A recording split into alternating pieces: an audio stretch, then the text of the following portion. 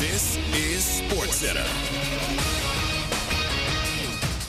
I'm Christine Lisi. Point guard Cade Cunningham out the last 11 games with a collapsed left lung is expected to make his return to the Pistons lineup tonight against the Bucks. In his absence, Detroit went 8-3 and clinched home court advantage in the East throughout the NBA playoffs.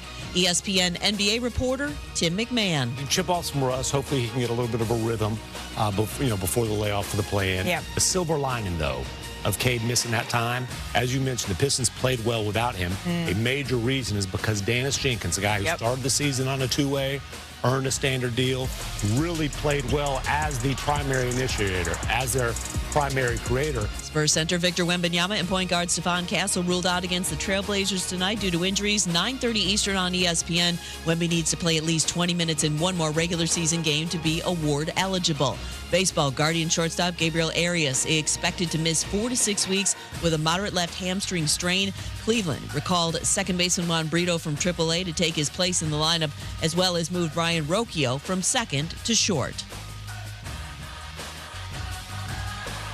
Hey, it's Evan Cohen coming up Thursday with 2 weeks before the NFL draft. I'll give you my top 3 storylines I'm most paying attention to. It's on Sportsmanlike, 6 a.m. Eastern, right here on ESPN Radio, ESPN2, and ESPNU.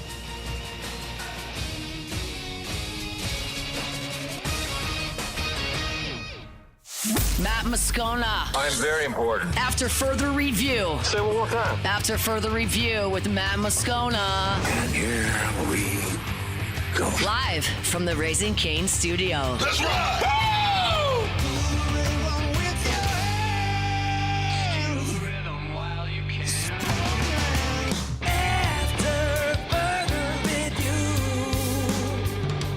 And off we go. Welcome aboard. Glad you're with us. It's AFR presented by Goodwood Men's Sexual Wellness. I'm Matt. Hey, Will. Hey, bud. Our bud. So happy our bud's back. Paul O'Neill. They're chanting Paul O'Neill's name. You sir. And Mr. Toby Tomplay.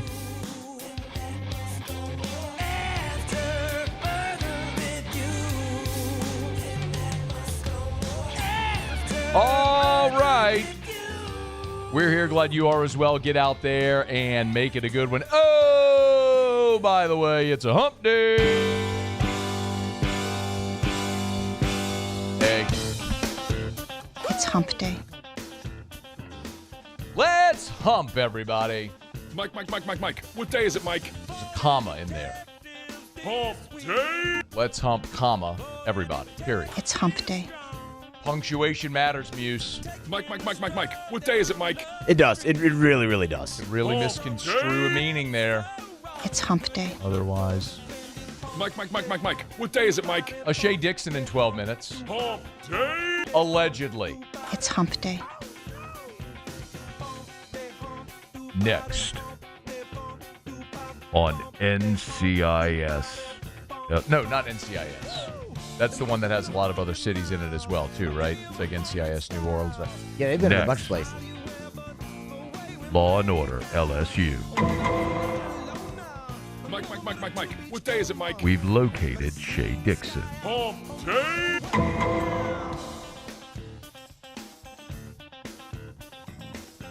Did he forget about his radio hit? It's hump day. Did he take another job? Mike. What day is it, Mike? Was he lying face down in a gutter somewhere? Hump day. We'll let him explain next. It's hump day. Verge Ausberry in studio with us next hour. Mike. What day is it, Mike? Ross Jackson, hour 3. Hump day. All right, a lot to do. Let us get kicking here because we have some not awesome stuff to talk about to start the show. So let us begin as we do every single day. It's time to pop the top on another edition of AFR with Bud Light. Drink easy. Yeesh. LSU lost to a SWAC school last night. A good team by the Bethune-Cookman. They're the best team in the SWAC. Still lost to a SWAC school. It's baseball, and you show up in a baseball game and you decide to walk a couple of runs in and plunk a couple of dudes and commit a 2-run error, all in the same inning. That's how you turn a 6-5 lead into a 10-6 deficit. LSU season is inevitably going to end in disappointment, right? There's only one team whose season ends with a bunch of people happy. And that's probably not going to be LSU this year. Big leap there, right? I know. But when it ends, as it inevitably will, we're going to look at what happened in the 7th inning on Tuesday and go, yep, that's going to be the thing that costs LSU its season whenever that comes. And I'm not going to sit here and tell you they're not making the postseason, they're not hosting a regional, they're not going to Omaha, because all that stuff is possible. It's baseball. We've seen it all before. Hunt's got a great piece up at LouisianaSports.net where he brings up a lot of those examples. It's not a sunshine pumping piece. It's the reality of baseball. You've played 12 conference games. You have 18 to go. You're not even at the halfway point of conference play. Last year, Florida started 1-11 in conference play, made the postseason. 2 years ago, LSU was 3-12 at the halfway point. They were a blown save with their best pitcher on the mound away from winning the Chapel Hill Regional and hosting a Super. It happens. I mean, Ole Miss was 3-win team at the halfway point of conference play and went on to win the national championship. They rode Dylan DeLucia and Hunter Elliott to a natty. They got hot behind those two guys. They were literally the last at-large team in the field, won the national championship. It's baseball. Things happen. So there's a long way to go and a lot of things this team can still accomplish. But if you weren't watching, and I'm hopeful many of you weren't. I was. Use was. And a lot of you, I'm sure, were because you love this baseball team. But that was a hideous game. And it started so well. Marcos Paz, 5 pitches to get through the first. And you're like, yes. And then the Tigers put up a 2-spot in the bottom of the first. And you're like, yes. Except you realize they also ran themselves into 2 outs, including committing the third out of the inning at third base, which the old adage in baseball you learn when you're 7, you don't make the first or the third out of the inning at third base because you're already in scoring position. But there's Seth Dardar making the third out of the inning at third base. So you blew an opportunity to have an even bigger bottom of the first. And it went back and forth. They took a lead on 6 singles in the second, which I can live with. Don't walk them. Make them swing the bat. It's not very likely teams are going to put up a crooked number because they're just not going to hit 6 singles in an inning. Bethune-Cookman did in the second. But then things went bad. LSU tied it and then took the lead, and then they hit a homer to tie it, and then Curiel came up with a nice RBI knock to give LSU a 5-4 lead. And then you hit a guy, there's an error on the pitcher, a double, and you're tied at 5. And then Jake Brown homer to go up 6-5. And you're like, okay. Credit Bethune-Cookman. They kept coming back, but the 7th was just ugly.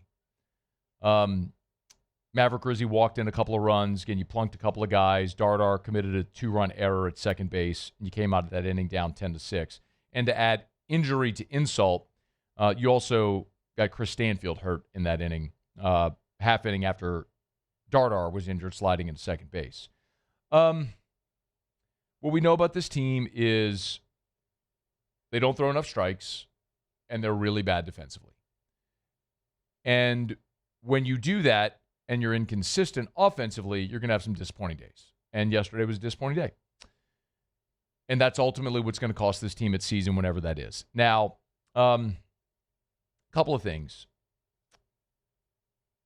More important than the result of that game is Chris Stanfield. So if you weren't watching, Bethune-Cookman tripled to left. It was the second hitter of the 7th inning.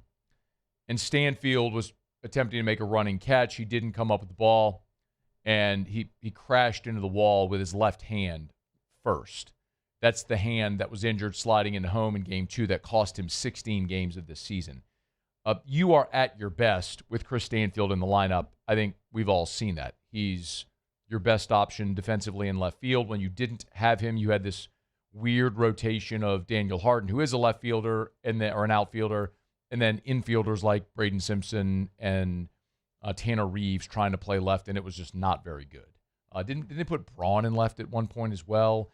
I mean, it wasn't good. You're at your best with Stanfield in the lineup. He can lead off for you. He can hit in the 9-hole. He's versatile. He's got 500 career at-bats. Jay Johnson met with reporters on Wednesday and was asked for an update on Stanfield. And Dardar, by the way, who was a scary moment when Dardar was sliding into second. It was a late slide, and his leg jammed, and it looked awful. Thankfully, he got up and continued, but it looked terrible in the moment. But here was Jay Wednesday with the update. Neither of them broke anything, so that's a real positive. Now, what they can do, I don't know yet, because they got beat up pretty good in the 2 instances. So you are going on the road to Ole Miss, and 2 veteran players that are starters are up in the air for you going into this weekend and what they might be able to do. So Jay's never really forthcoming with injury. We'll just all wait and see. Hopefully, they're both able to play. In particular, Stanfield, I think, is critical to your success. But this was not a great day. There were some good things. One of the things that we talked about yesterday on the show that I think all of us wanted to see was Yaman and Braun get an opportunity to play more. They'd earned that opportunity. Well, Yaman was 1 for 2. He got hit by 2 pitches, and he walked. He was on base 4 times. That's awesome.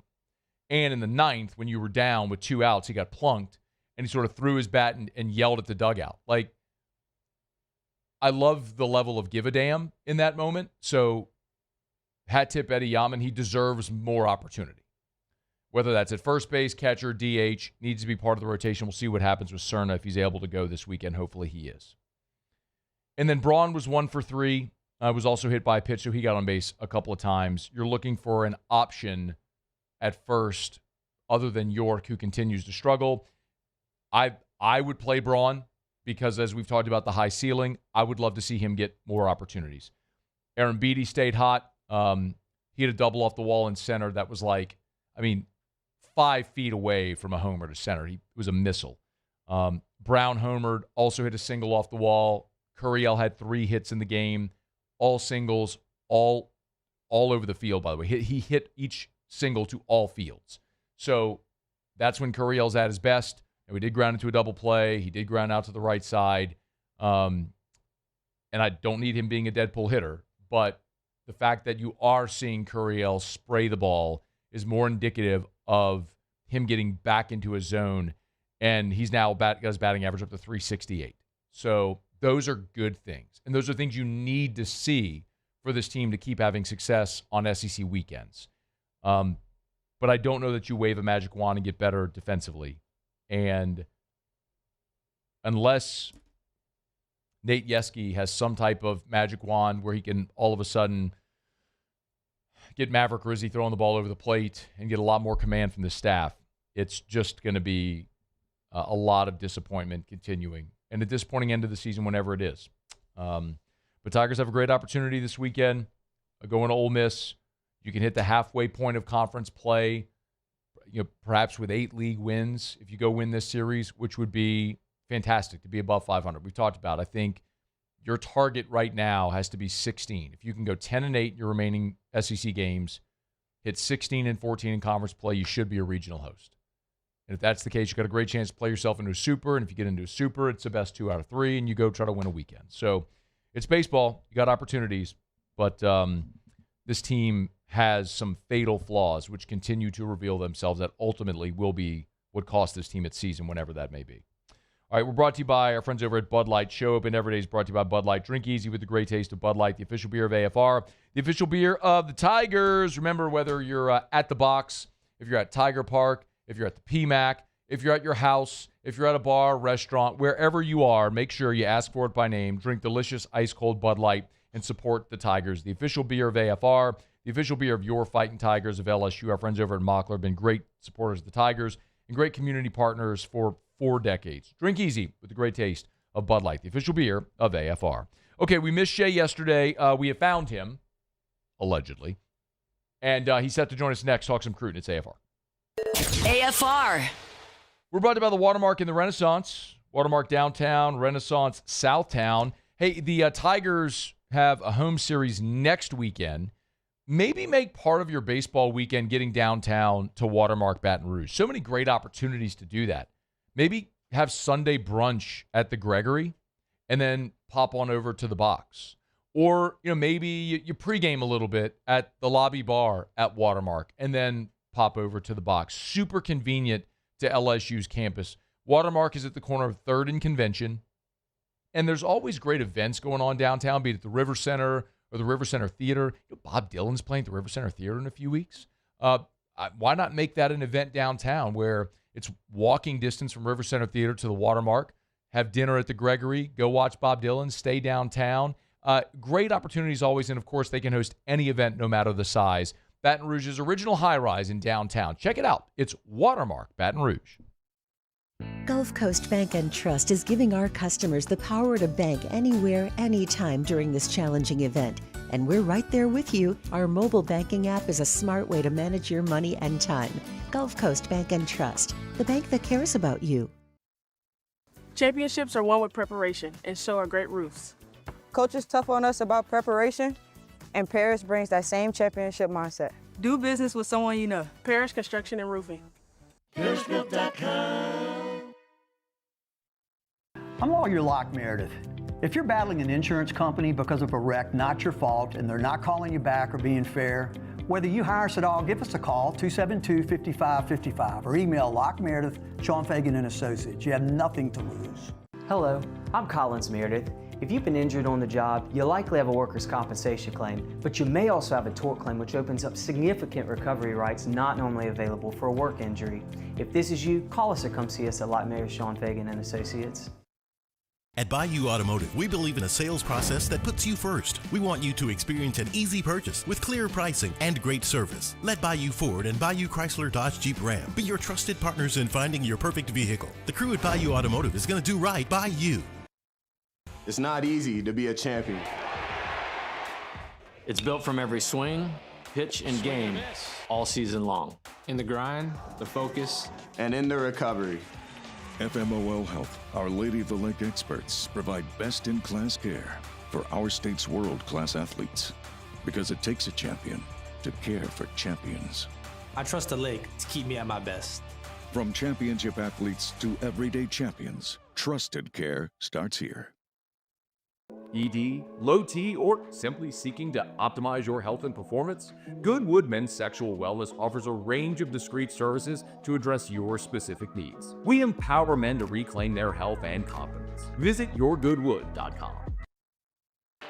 When it comes to industrial construction, River Parish contractors can do it all. Mechanical, structural, custom fabrication, specialized welding, and turnaround services. Strategically located in between Baton Rouge and New Orleans, we have the local team with the experience and commitment to safety to manage the most complex industrial projects. Period. Here's the deal. Partnering with us means your project is delivered on time, on budget, and most important, safely.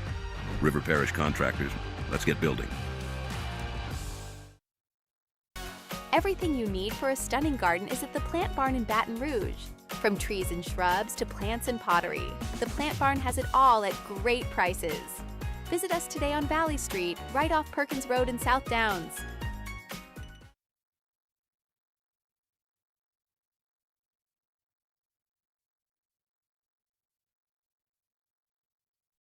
After further review, presented by Goodwood Men's Sexual Wellness. Visit yourgoodwood.com.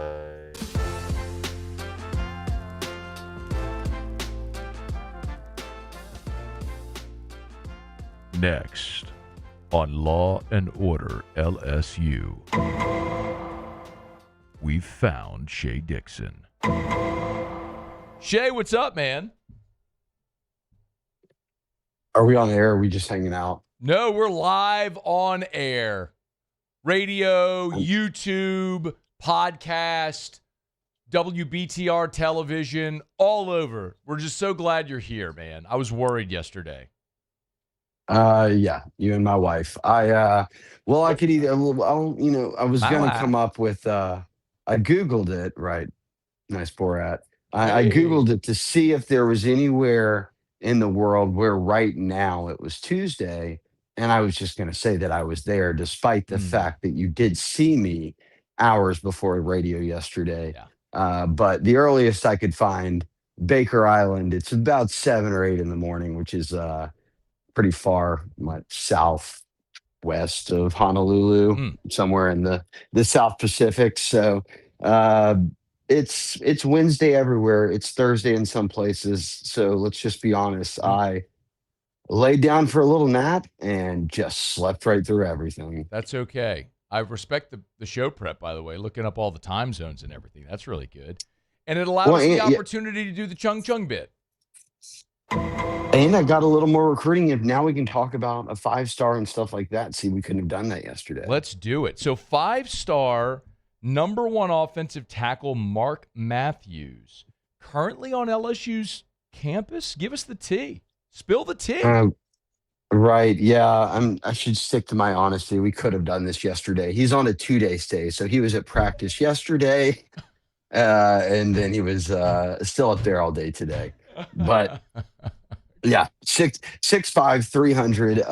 Yeah. I mean, Matt, yes, number 1 offensive lineman, number 1 OT, but top 5 player in this current class. So all these kids are rising seniors, and he's playing down at St. Thomas Aquinas, Fort Lauderdale. So I mean, I bet they have double-digit kids signed D1 every year, and Miami is considered the favorite here. But he did, right before he got to campus, trim what I presume to be probably like 5,000 offers down to Miami, LSU, Georgia, and Texas A&M. So those schools are going to get visits beyond these stops now. They'll get official visits, and we'll kind of see. This was his first really dive into LSU. So once he leaves campus, we'll get a feel for kind of where LSU stacks up against not just Miami, but A&M and Georgia.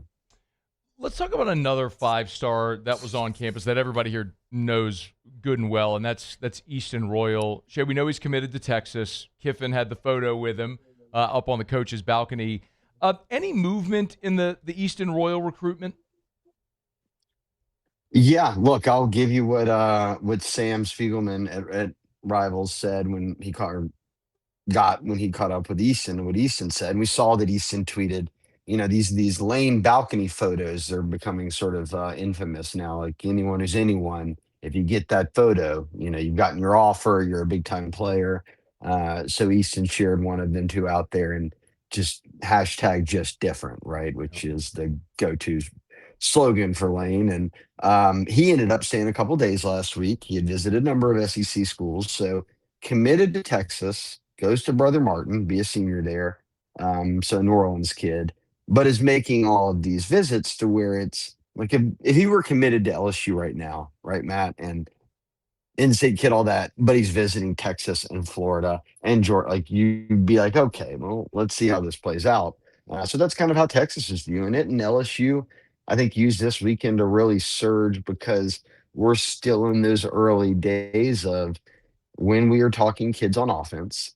This staff is new on offense with a new head coach that is offensive minded. So a kid like Eastern Royal spending a couple days on campus during spring ball is going to be his first really big introduction to the staff now that they're at LSU. And what he told Sam was this. He said, I loved everything about it. He said, completely different vibes and energy in the building is what he said. And I presume that means compared to the prior staff on, Brian Kelly era. And he said everybody in the building is always competing, especially Kiffin. And he watched practice, and look, we get to see the media periods. You had Todd McClure on. He talked a good bit about it, but from a high school perspective, Easton said, hey, look, I thought it was a lot more physical than last year. And he said even the tension between guys you could see was kind of leveled up just because of the competition. And then obviously he mentioned tempo, everyone's flying around. And he had talked to a bunch of his buddies on the team afterwards who had said the same thing that all the players are saying, that it's taxing on the body. They are worn out after every practice. But Easton described it. Here's his words: intentional, physical, short, fun. So perhaps that's the Lane Kiffin motto: intentional, physical, short, and fun. Shea Dixon's with us on 3, the Bengal Tiger. Get him at Shea Dixon. Another Texas commit that was visiting LSU this past Saturday is Greedy James. What can you tell us about him? Yeah, Greedy James is a kid who plays over in Manville. He's in Texas. He committed to Texas back in December. I think it was like the 3rd. So what was that, like a few days after Lane even got the job? Mm-hmm. But He's a 3-star corner. I'm going to guess his rankings rise a bit when these next updates come out after senior film, because this is the guy Texas wanted. He's got a number of offers. And Corey Raymond wanted to get him in town, get a look at him again, kind of spend some time around him, and made the offer. And look, Greedy's dad is a St. Aug grad. He's got family in New Orleans. He said he's got family really all over Louisiana. So he said, I grew up an LSU fan. This was kind of a major opportunity for me. And this was sort of his first kind of deep dive into LSU, but on the other side of the ball, hanging out with Corey Raymond, hanging out with the defensive coaches. And then he said he got to spend a good amount of time with Kiffin. So as the board comes together here, right, like we've known all along, Josh Dobson was that number 1 corner thereafter with Corey Raymond. And then you've got some guys in state that they're kind of looking at, but out of state beyond kind of that number 1 target 5-star who emerges. And now we see a kid who's got ties to Louisiana, who's playing in East Texas, get an LSU offer before camp even gets here, which Corey Raymond doesn't do that often. You say it's interesting, these parallels. Easton Royal is from Louisiana, committed to Texas. Greedy James is also originally from Louisiana, who's currently committed to Texas. A kid from Texas who was at LSU this past weekend, who's currently committed to Georgia, is Aiden Starling. What can you tell us about Aiden?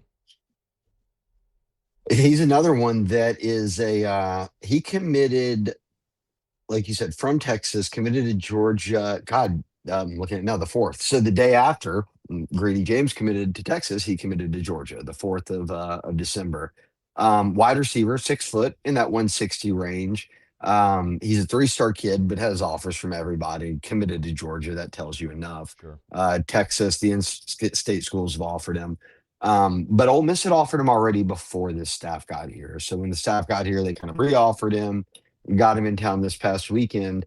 And he told us, look, that the visit went great. It really, for him, put LSU in a new light. His quote, they made a huge jump. He said from family environment to kind of Kiffin and George McDonald, the receivers coach. He feels like the bond they've had over the phone and stuff like that really carried over to in person. And he sort of said, hey, look, I really like the practice. I kind of like the culture there. Now, committed to Georgia, still committed there, but will be one to watch. And kind of the deeper underlying thing here is that he goes to Shadow Creek, and that's where Joe Adai's son goes. That's where Brandon LaFell's son goes. And they are 2 of the best young prospects in the country. So Starling's about to be a senior. Adai's about to be a junior. LaFell's about to be a sophomore. So if somehow they grab a kid like Starling into this class, you're all of a sudden, no matter what, you're thinking you're a front runner for Joe Adai's son, for Brandon LaFell's son. They could put 3 straight classes together of Shadow Creek kids, which is coming out of Pearland, that is a pretty good program to pull anyone out of when Texas and A&M and Texas Tech, all these teams all want him. SMU, everybody that's in Texas and can work with the NIL side of things. They're going to wear out that path to Pearland, which, if you don't know, Pearland is a suburb just south of Houston, and Shadow Creek is a massive school there. When we were there with Drew in the hospital, we'd spent a lot of time in Pearland, and it's a big spot. By the way, LaFell and Adai's kids are already almost committable prospects. That's just unbelievable. I mean, how fast time goes. Like you're talking about Ahmad Hudson, right? And Antonio Hudson playing at LSU, and that's his son now. Jay, I guess we're just in like this era where we got to get used to now, man. Seeing all these former LSU guys' kids playing now. Yeah, we've been. I think we've already been there, Matt. You and I. But I will say, look. So Brandon LaFell's son, BJ, is ranked as an athlete. He plays both sides of the ball. But he's gonna, like I said, he's a freshman, about to be a sophomore, so not ranked yet, but has all the offers, right? Like everybody already knows he's legit. Jalen Adai, Joseph's son, is a wide receiver, 6 foot 167, and he is about to be a junior in high school at Shadow Creek. He's a top 10 player in the country. And he's the number 1 prospect in Texas. So you hope, fingers crossed. Joe Adai sure does love him some LSU. I'm sure he'll let his son go through the process. But boy, already Jalen speaks very highly of LSU just because obviously he grew up around it. All right, Shea, last one I want to ask about. The last prospect I want to ask about that was here for practice on Saturday is Abraham Cisse. He's uncommitted. It's interesting because he's out of Pennsylvania, right? So there's this question about how much focus on Louisiana border states, how much focus on a national recruiting perspective. So what can you tell us here about Cisse? Yeah, you said it right now. Notre Dame's considered, he's from Pennsylvania, so Notre Dame is the team kind of considered the one to beat. And then after that, it's Penn State, it's Ohio State. It's the teams that are in that neck of the woods. But he told Wiltfong at Rivals that it was a big weekend for LSU because he beyond those schools up there, he's looked at South Carolina, he's looked at Florida State, and then he took a look at LSU, and he kind of gave the impression that, hey, look, they kind of moved ahead of the others and now are competing with the teams that are up in my area, which is kind of all he can ask for at this point. An unofficial visit. He said he will be back for an official. He also wants to come for a game, but you're talking about a kid who's a top 50 player and a top 5 edge rusher in the country. And look, we've seen them offer tons of California kids. They've got a commitment from South Carolina's #1 prospect right now. So, going after a kid in Pennsylvania, just getting him to campus, take a swing if he's interested, and it seems that he is, and you'll get him back for an official visit. But yeah, a junior in high school who's 6'5", 225 and coming off the edge. So you invite him in, right, Matt? Yeah, you don't turn that down. Shea, we're glad you're okay and well rested. Well, happy Tuesday, Matt. Thanks for having me on, and let's catch up soon. We'll do it We'll do it in 6 days, Shea, not 7. We'll do it on Tuesday. Thank you. That is Shea Dixon. Yep, from On 3, the Bengal Tiger. Thanks, Shea. Bye, Matt. All right, we'll see. It's after further review. Brought to you by Rouse's, official supermarket of the New Orleans Saints. 76 locations from Lake Charles to Orange Beach. You know where the Rouse's nearest you is. If you don't, well, I probably should. You've probably passed it a million times because there's Rouse's everywhere. But you can go to rouses.com to find the location nearest you. Always encourage you to check out their Facebook page because they always have great deals posted there, like a great BOGO day going on right now. Buy one, get one free. It's 2 for the price of 1. How about BOGO on Eggos?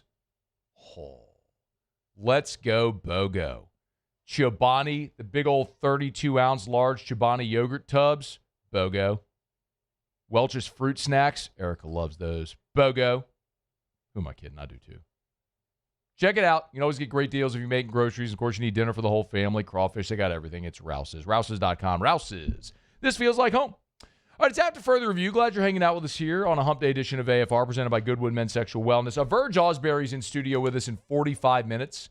So we'll look forward to having LSU's athletic director in studio. Verge's been a great friend of the show for a lot of years, and we'll be glad to have him in studio. I want to talk Rev Share. I want to talk about Lane Kiffin. I want to talk about Will Wade, all the stuff. So we'll do that with Verge coming up here next hour. Let me knock out a quick break. We'll go around the SEC. We also have to delve a bit into the NCAA's eligibility proposal. If you haven't heard about this,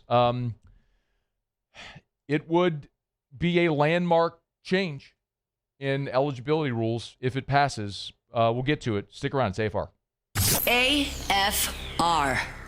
Man, if you're a business owner, you probably always look, and I know this from experience, you're always looking for ways that you might be able to help affect the bottom line.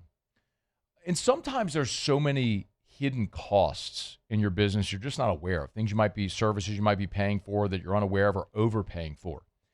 Let me recommend you give Rev a shout.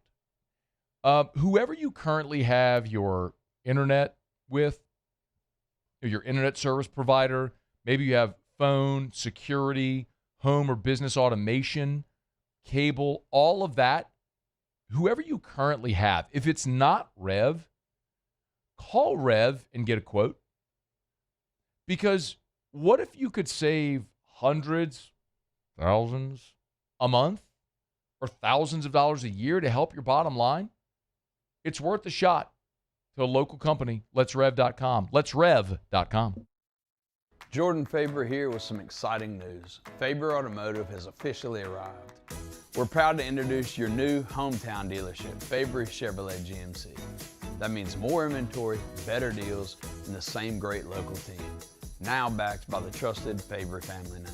Whether you're shopping or servicing, you'll feel the difference from day one. Allow us the opportunity to earn your business. Fabry Chevrolet GMC. Visit us in St. Francisville or online at fabrychevrolet.com.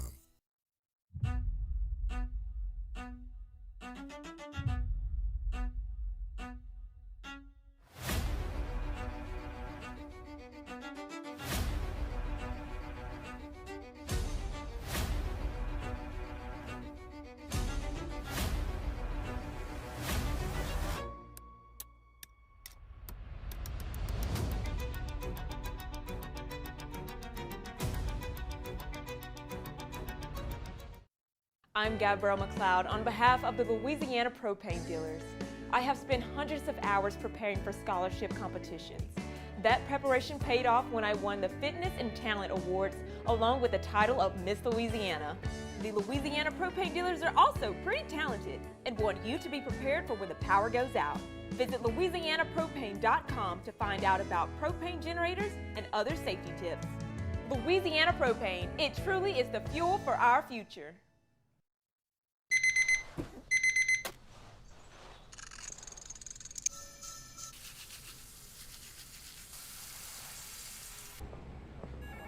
Sometimes you ignore the signs, even when they're right in front of you. Problem gambling isn't always easy to spot. Know the signs. Set your limit.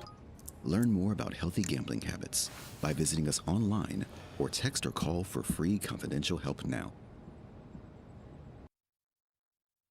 After a decade of working in private duty nursing, I know how hard it can be to find compassionate care for the ones that you love the most. So I started Decision Critical, a premier concierge nursing agency, so we can take care of you wherever you are. Our highly skilled nurses provide exceptional care from the comfort of your own home with personalized packages for short-term, long-term, or even around-the-clock care. Visit us at decisioncriticalbr.com and give us a call today to get started.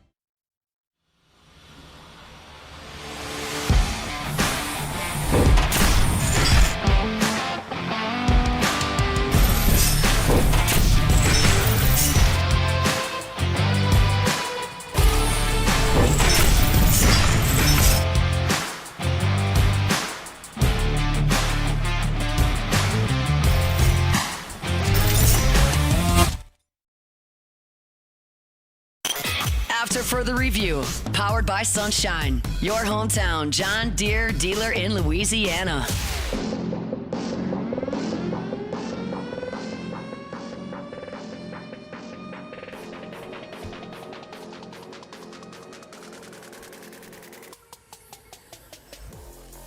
Remember, you can always text me, 225. It's 396-4400, 396-4400, 396-4400. That's my personal text line.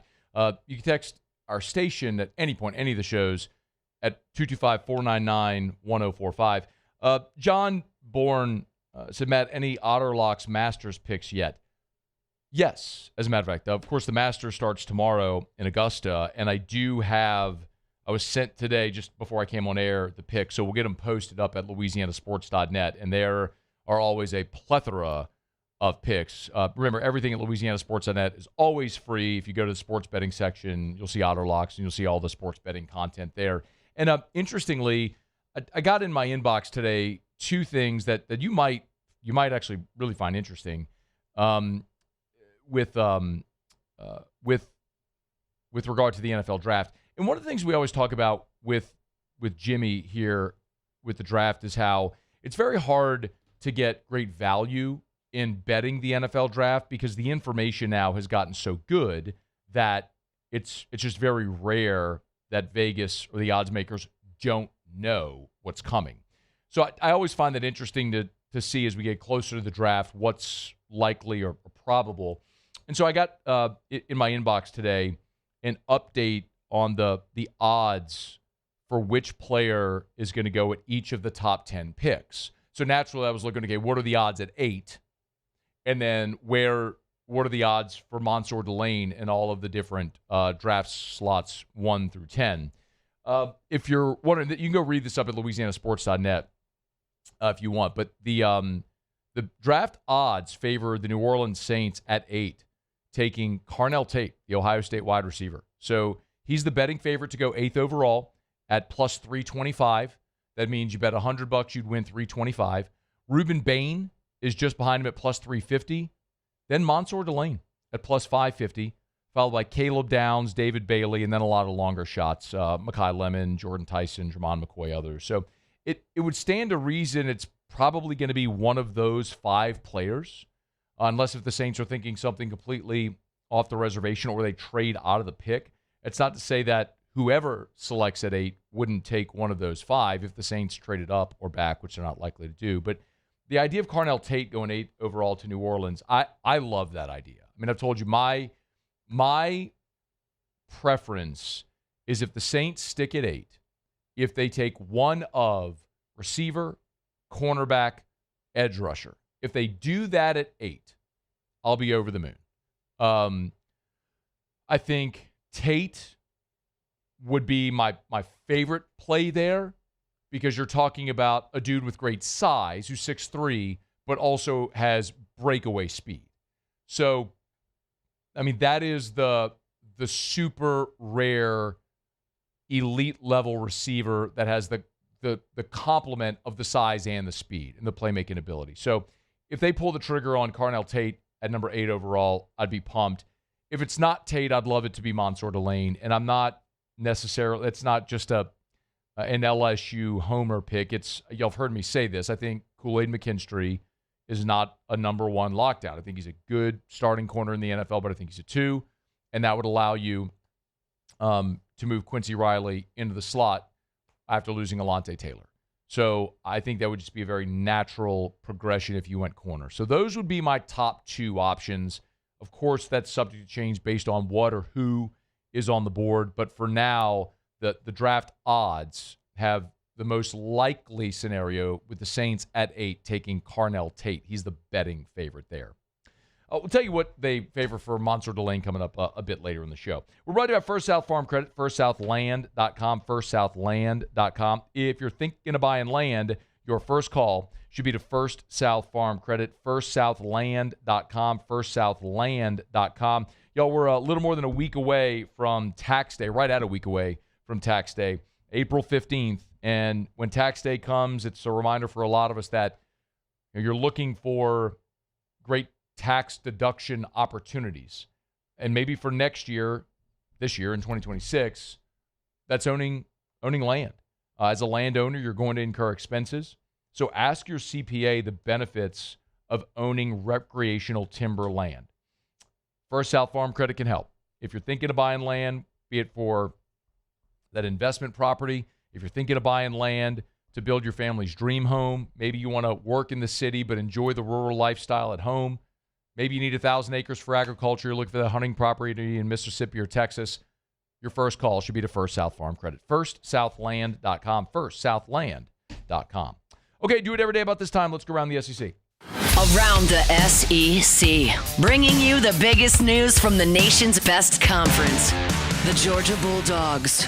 Georgia offensive lineman Dontrell Glover is battling a minor injury here in spring. He started 12 games as a freshman last year for the Bulldogs. Been quiet, but Kirby Smart did disclose the injury, did not disclose what type of injury it is. Georgia's used sophomore Juan Gaston, along with a few freshmen, at the guard spots this spring.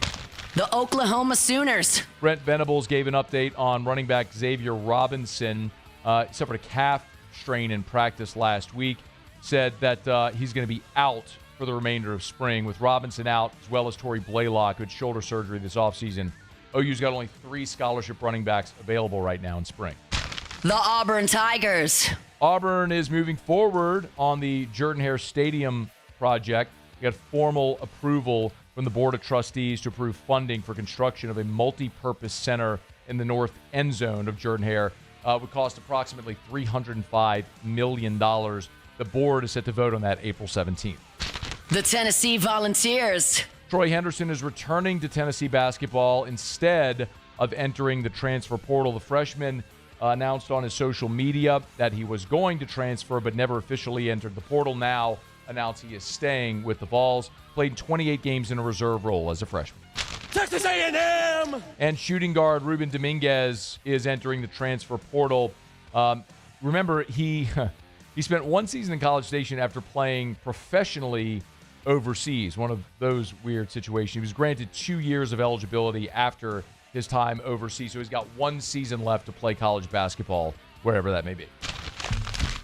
All right, there you have it. That is around the SEC. Hump Day shows are brought to you by Goodwood Men's Sexual Wellness. Visit yourgoodwood.com. Well, now I got a quick break. Wrap up hour number one. The NCAA is looking at a potentially groundbreaking eligibility proposal. We'll talk about it next on AFR. After further review.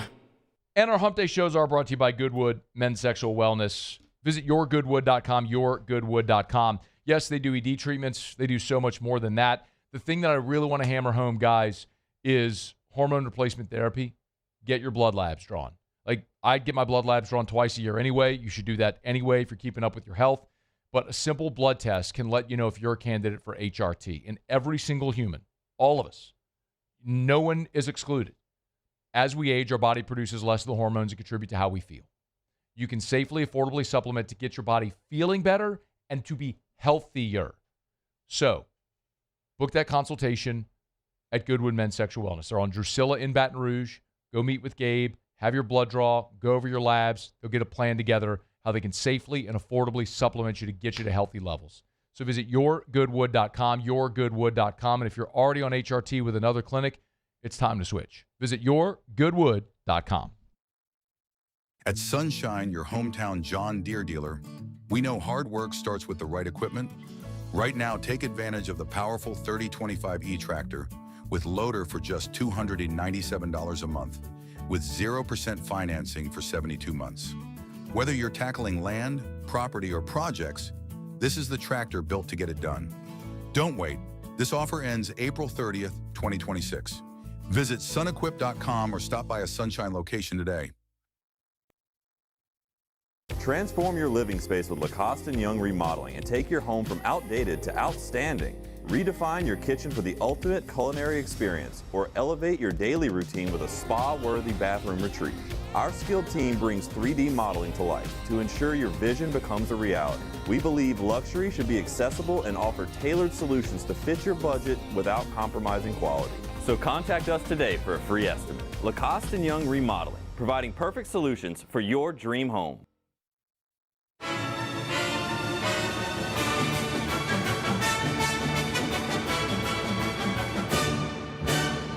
The Cane's Box Combo, a symphony of flavors. Raising Cane's Chicken Fingers, one love. At Bayou Automotive, we believe in a sales process that puts you first. We want you to experience an easy purchase with clear pricing and great service. Let Bayou Ford and Bayou Chrysler Dodge Jeep Ram be your trusted partners in finding your perfect vehicle. The crew at Bayou Automotive is going to do right by you. Looking for cleaner energy? Propane is energy for everyone. And when you're cooking with clean, affordable propane, you're cooking with gas. In the wintertime, nothing heats a home like Louisiana propane. And when you need hot water, propane's got you covered. Oh, and you won't regret that propane generator when the power goes out. I'm Miss Louisiana, Gabrielle McLeod, and to find more information and to find a propane dealer near you, visit louisianapropane.com. Most roofers just replace your shingles. At Pelican, we diagnose your roof, digging deep down to find the root cause of your roof symptoms. Now cough for me? Good. We don't ignore your roof's issues, we address them. Let's just take care of this right here. Helping your roof to become the best version of itself. Interesting that you would say that. How does that make you feel? So call Pelican Roofing for your free roof checkup today.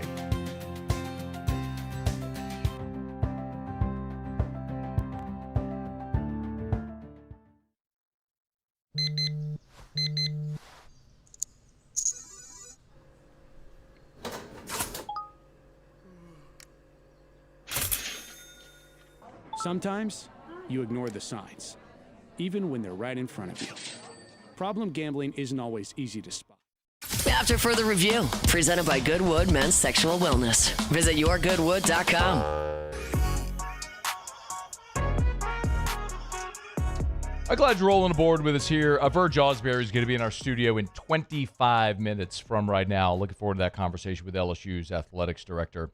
Ross Dellinger over at Yahoo reported earlier today that the NCAA is set to consider a really significant proposal that could alter the landscape of college sports. I don't mean for that to be hyperbolic. I mean that this will change things if passed and enacted, and maybe even more importantly than just passed and enacted, if it's passed, enacted, and then the rule followed by its member institutions. But the NCAA is proposing changes to the eligibility rules. In effect, you would have 5 to play 5.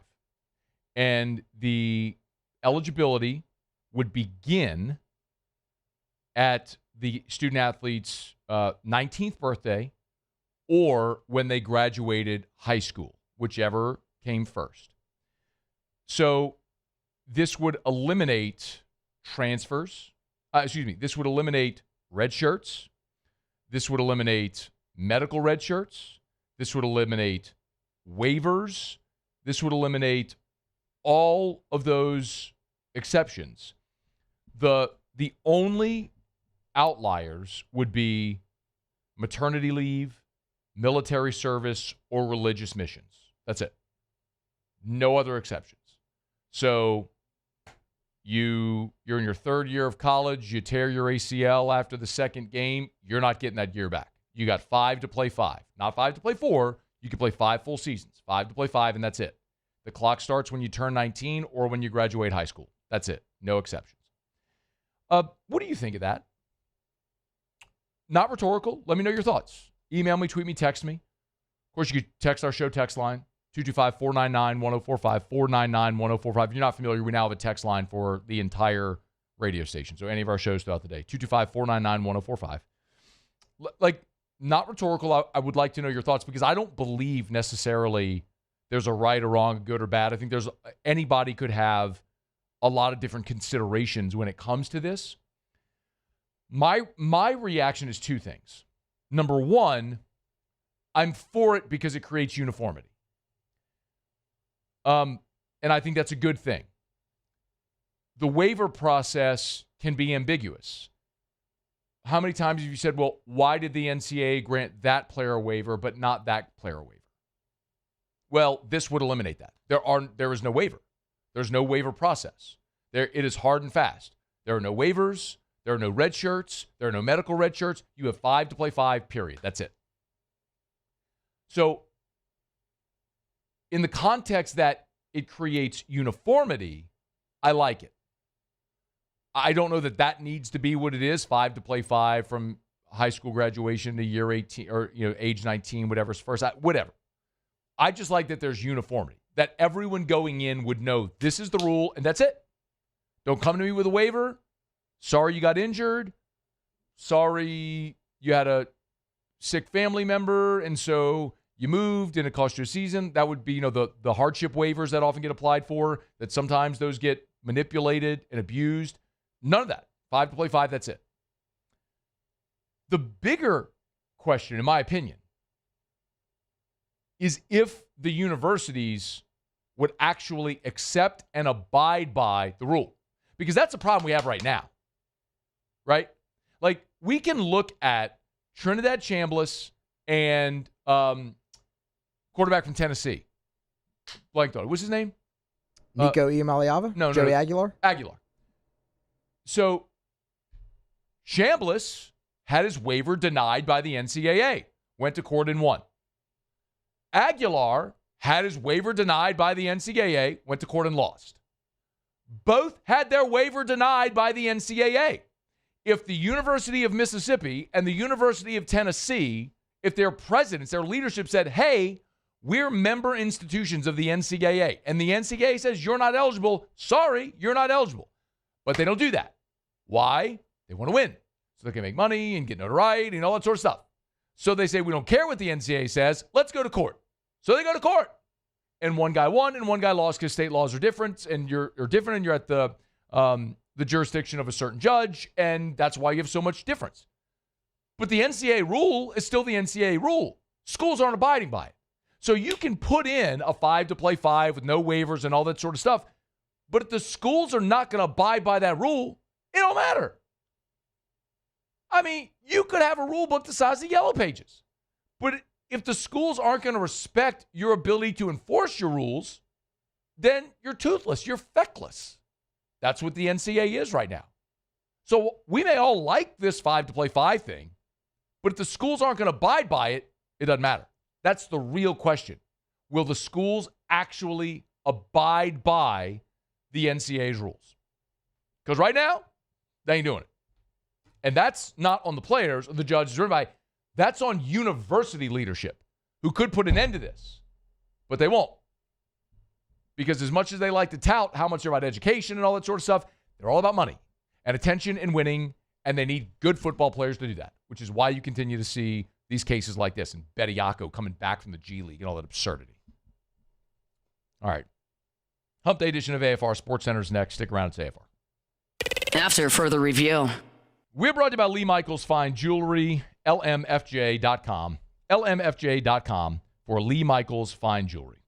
Man, I love telling you about Lee Michaels because I love going to Lee Michaels and I love chatting with my friends at Lee Michaels because what they do is they have perfected, of course they have great product, okay? I mean, like Scott goes all over the world to India, to the finest diamond mines in the world, and has been doing it for years and decades to bring the best diamonds in the world here to the 9 Lee Michaels locations. So the quality of the product is undeniable.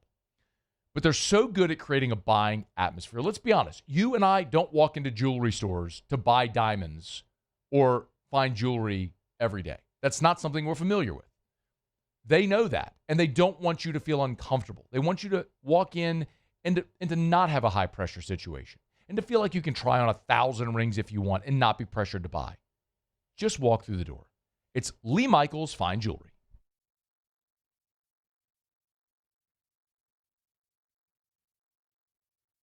Gulf Coast Bank and Trust is giving our customers the power to bank anywhere, anytime during this challenging event. And we're right there with you. Our mobile banking app is a smart way to manage your money and time. Gulf Coast Bank and Trust, the bank that cares about you. At Bayou Automotive, we believe in a sales process that puts you first. We want you to experience an easy purchase with clear pricing and great service. Let Bayou Ford and Bayou Chrysler Dodge Jeep Ram be your trusted partners in finding your perfect vehicle. The crew at Bayou Automotive is going to do right by you. When it comes to choosing energy for your family and your home, make the smart choice with natural gas. You can count on efficient and affordable natural gas to keep you comfortable and reduce your environmental impact to help protect our planet. Together, we're fueling our energy future. Atmos Energy. It's not easy to be a champion. It's built from every swing, pitch, and game all season long. In the grind, the focus, and in the recovery. FMOL Health, Our Lady of the Lake experts provide best-in-class care for our state's world-class athletes because it takes a champion to care for champions. I trust the lake to keep me at my best. From championship athletes to everyday champions, trusted care starts here. Looking for cleaner energy? Propane is energy for everyone. Propane water heaters are very cost efficient. And the savings are even greater with a tankless propane water heater. We all know that Louisiana propane is a safe and environmentally friendly fuel. So why not go green while you save some green? I'm Miss Louisiana, Gabrielle McLeod, and for more information, visit louisianapropane.com. I'm Lawyer Locke Meredith. If you're battling an insurance company because of a wreck not your fault and they're not calling you back or being fair, whether you hire us at all, give us a call, 272-5555, or email Locke Meredith, Sean Fagan and Associates. You have nothing to lose. Hello, I'm Collins Meredith. If you've been injured on the job, you'll likely have a workers' compensation claim, but you may also have a tort claim, which opens up significant recovery rights not normally available for a work injury. If this is you, call us or come see us at Locke Meredith, Sean Fagan and Associates. Transform your living space with Lacoste & Young Remodeling and take your home from outdated to outstanding. Redefine your kitchen for the ultimate culinary experience or elevate your daily routine with a spa-worthy bathroom retreat. Our skilled team brings 3D modeling to life to ensure your vision becomes a reality. We believe luxury should be accessible and offer tailored solutions to fit your budget without compromising quality. So contact us today for a free estimate. Lacoste & Young Remodeling, providing perfect solutions for your dream home.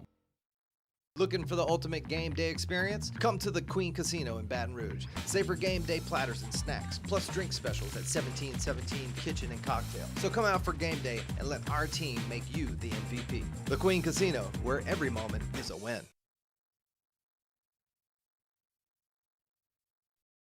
This is SportsCenter.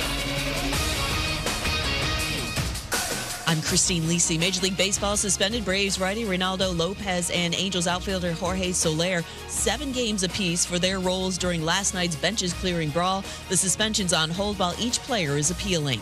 The Pistons set to welcome back point guard Cade Cunningham. He's expected to return from a collapsed left lung tonight against the Bucks. Detroit went 8-3 without him and clinched home court advantage in the East throughout the NBA playoffs. Amid the ongoing NBA investigation into the dispute between the Bucks and Giannis Antetokounmpo regarding his injury status, the two-time league MVP has been ruled out by the team again tonight due to a knee issue.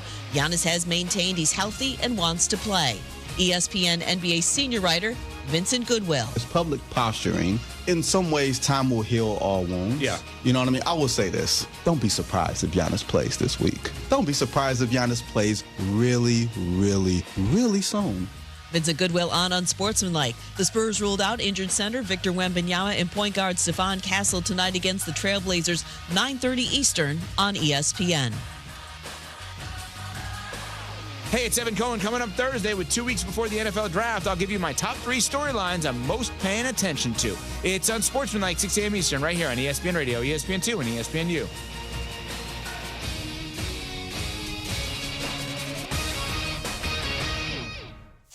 Matt Moscona. I'm very important. After further review. Say it one more time. After further review with Matt Moscona. And here we go. Live from the Raising Cane studio. Let's ride!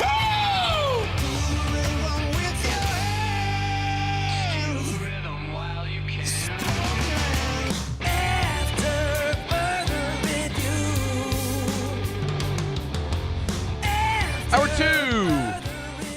Off we go. Welcome aboard. Glad you're with us. AFR presented by Goodwood. Men's Sexual Wellness. I'm Matt.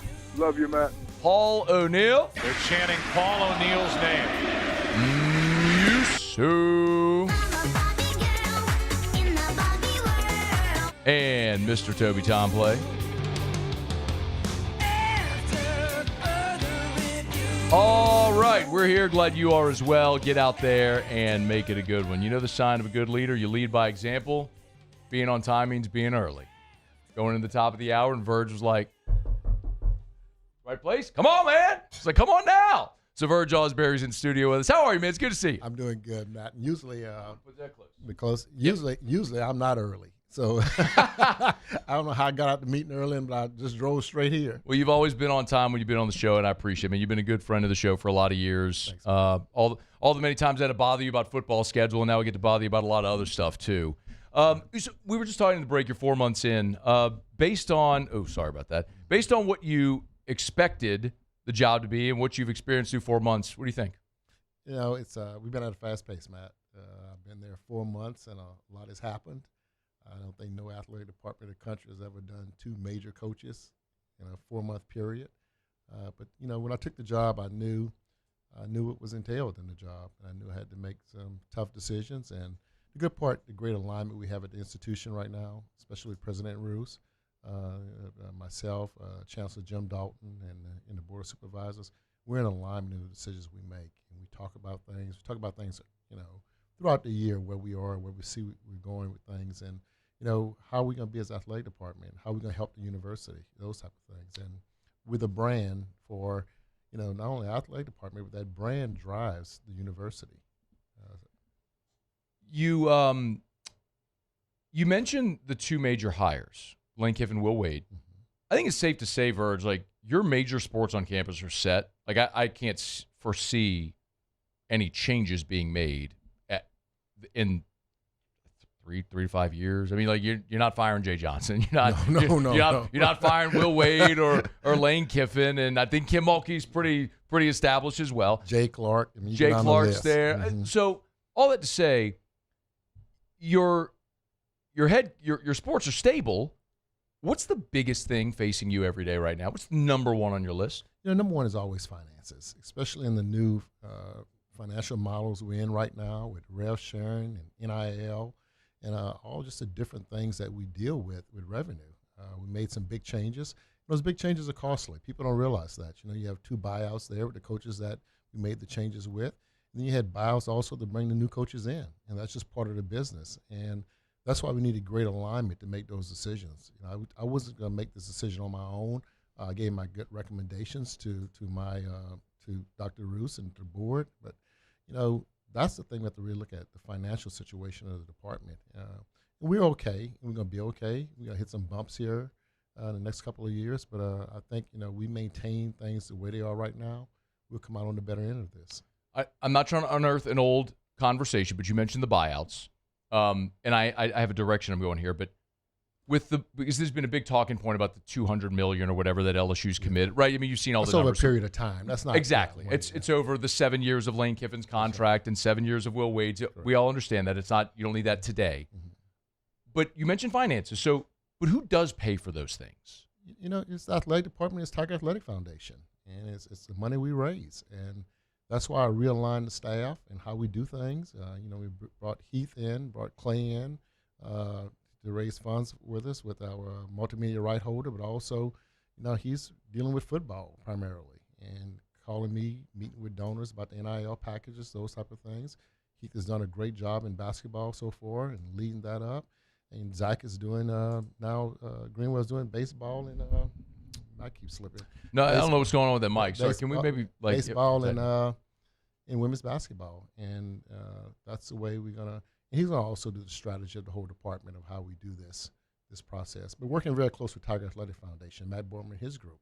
So you don't want to be doubling up on people and hitting up. Matt raising money for something that those guys know that, hey, this is the acts that we have out there for them, but this is what we need in the NIL area.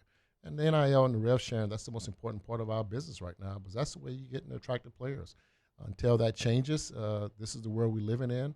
Matt, I'm not going to sit here and complain about it. People complain about it. I hear other ADs talking about the problems we have. But you know what? It's the world we live in, and we have to move forward in it. And I enjoy it. I enjoy the task of going out there and raising revenue. And I'm very active myself in that field. I came from that field, Tiger Athletic Foundation. I understand what fundraising and fundraising is and making those connections. And I tell pretty much everybody in our department, look, you're responsible. You're responsible in the ticket office when you greet and meet the fans, the ticket takers, the ushers in the stadium. You're all part of that fan experience. So when somebody walk up there, I don't care who it is, you treat them with respect. They're our fans, and we'll give them the best experience they could ever have, because that could be a potential donor. You never know. Yeah. Is it possible for boosters via donors and ticket prices, fans paying ticket prices, is it possible with those two revenue streams to fund everything?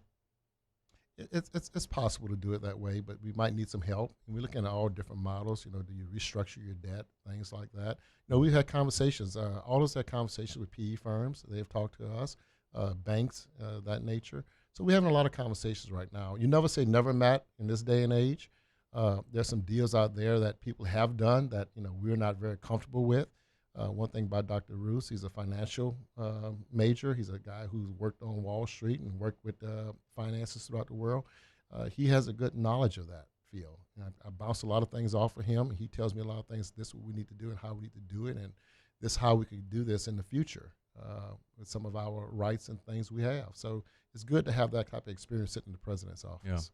Yeah. PE, of course, would be private equity. And like Michigan State, for example, is a school that's done a private equity deal. Mm-hmm. And honestly, Verge, a very superficial level, my understanding is that didn't look great, the one Michigan State did, which might be what you're alluding to. They don't only speak for you. But why do you think that might be attractive? Like, what could something like private equity do for LSU athletics? It depends. Utah did it. Some deals Utah, that's it. Yep. Utah did. Some deals you like. Florida State has been dancing with it. Even the Big 12 conference, the Big 10 conference, the NFL is going to it now. And it depends on how it looks. And that's the things that we want to make sure that if you dance it with a private equity company, that you don't give up too many of your rights. And you have to have a period where you say, okay, you know what, this is the length of it. And And we're not in bad shapes like a lot of athletic departments, Matt. That's the great part about it. You don't have, you look at people $600, $700, $800 million in debt. And that comes from they building new projects. And we pretty much built all the projects we're able to build. And as you know, right now it's private-public partnerships with the new arena. It's not all LSU is going into that $400 million project. The Overview Group is part of that, and hopefully here we get some news here in the future. We've been going back and forth on different details, but to get that new arena, the state of Louisiana, appropriations, they can't help us with that like they used to do. And we're not looking at the state to bail us out. So we got to find ways with public-private partnerships to make things work. You said like some athletic departments are $800-900 million in debt. Does LSU Athletics have debt? Well, we have debt. Oh, yes, we have. How much scale to that right other now, one? we look at our budget. We're probably about $40-45 million in debt. Okay, so nothing compared to not to those numbers. No, not those numbers. Where are we on the arena? I think we're in great shape, and I think we're gonna have some news here pretty soon.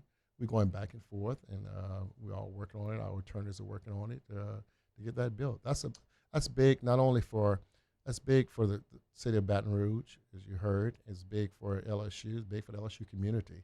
I think that's would be the front push to our university, our institution, and not only the arena, but what comes up around that arena.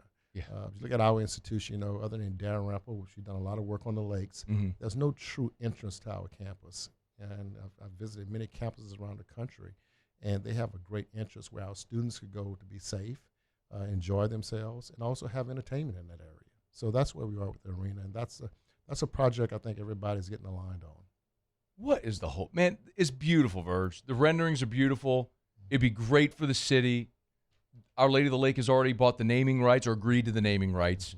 What is the holdup, man? Like, who do I have to go yell at to get this done? Well, Matt, like, can I just start yelling into my microphone at somebody, Verge? Who do I yell at to get this done? Matt, you like the fans. You want it instantly. Yes. But it ain't even been instant, man. How long have we been talking about this? But look, you got to remember, everybody's new in the positions they're in, and they had a change also in their CEO. The new CEO, he wanted to take a look at the project again. The new CEO they hired, he's an interim at the time. You have a new president. You had a new athletic director. You had just new board members. So everybody in this position is now all new. So we wanted to take a step back and look at everything to make sure that it was fiscally responsible for us too. And like we said, we're not going to put nothing out there that's not fiscally responsible for LSU. We've got to protect LSU and protect Tiger Athletic Foundation. So we want to look at everything as a whole and really get a good feel about how it would look. And that's why we just took a break. And nothing's wrong with that. We don't have to rush into things in this day and age. Let's take our time and make sure that we're doing the best thing for LSU, our fans, our donors, and just the LSU community as a whole. Good catch, man. You fighting that mic. Mic keeps slipping here. We're going to fix that. We got to buy some mics around here. We're going to fix that in the break. We got Verge. He walked in and said, how much time you got? He said, as much as you need. I said, don't tell me that. I was like, don't tell me you got as much time as you need, because I will take all the time we need. But there's a lot of things I want to get to. I do want to talk in detail about revenue share, which you brought up. I do specifically want to talk about baseball. There's a lot of fans that have questions about baseball I want to get to. Want to ask about Will Wade, new basketball coach. Lots of stuff to cover with Verge. Let me knock out a quick break. We'll come back on the other side. It's AFR. AFR. Buying or selling commercial or residential. Think real estate. Think Darren James. Agent225.com. Agent225.com. If you need to sell your home, you need the best. You need Darren James, because let's face it, Darren's the realtor that sells more homes than anybody. And there's a reason. And it's not my opinion. Wall Street Journal Real Trends list, Darren James, number 1 in Louisiana, number 13 in the United States on the transaction side. It's incredible. Well, how does he do it? Because Darren's customer service experience is unmatched. It's unmatched. He likes to compare it to like the Ritz-Carlton. You ever walk into a Ritz-Carlton, you'll get it. How every person who works at a Ritz-Carlton is trained with how they're supposed to interact with their guests to give you the most unforgettable experience. Well, Darren tries to take that same level of customer service to real estate. Need to sell your home? You need Darren James. Agent225.com. Think real estate. Think Darren James. Gulf Coast Bank and Trust is giving our customers the power to bank anywhere, anytime during this challenging event. And we're right there with you. Our mobile banking app is a smart way to manage your money and time. Gulf Coast Bank and Trust, the bank that cares about you. At Raising Cane's, we hand batter every chicken finger, mix every cane sauce, butter every Texas toast, stir every slaw, and salt every fry. Because when you do it right, you can taste it in every bite. Raising Cane's chicken fingers, one love. Looking for cleaner energy? Propane is energy for everyone. Propane water heaters are very cost efficient, and the savings are even greater with a tankless propane water heater. We all know that Louisiana propane is a safe and environmentally friendly fuel. So why not go green while you save some green? I'm Miss Louisiana, Gabrielle McLeod, and for more information, visit louisianapropane.com.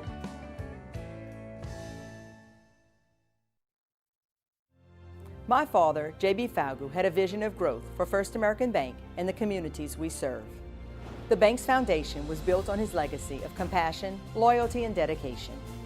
Through his years of leadership, First American has prospered to heights even J.B. could not have imagined.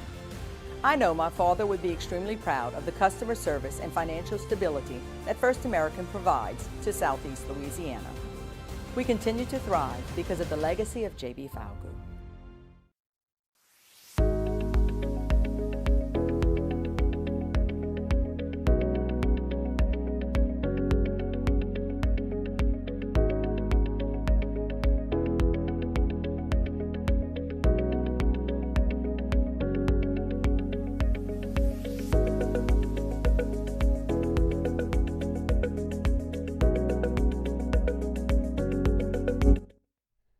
Man, if you're looking for work, River Parish Contractors is looking for you.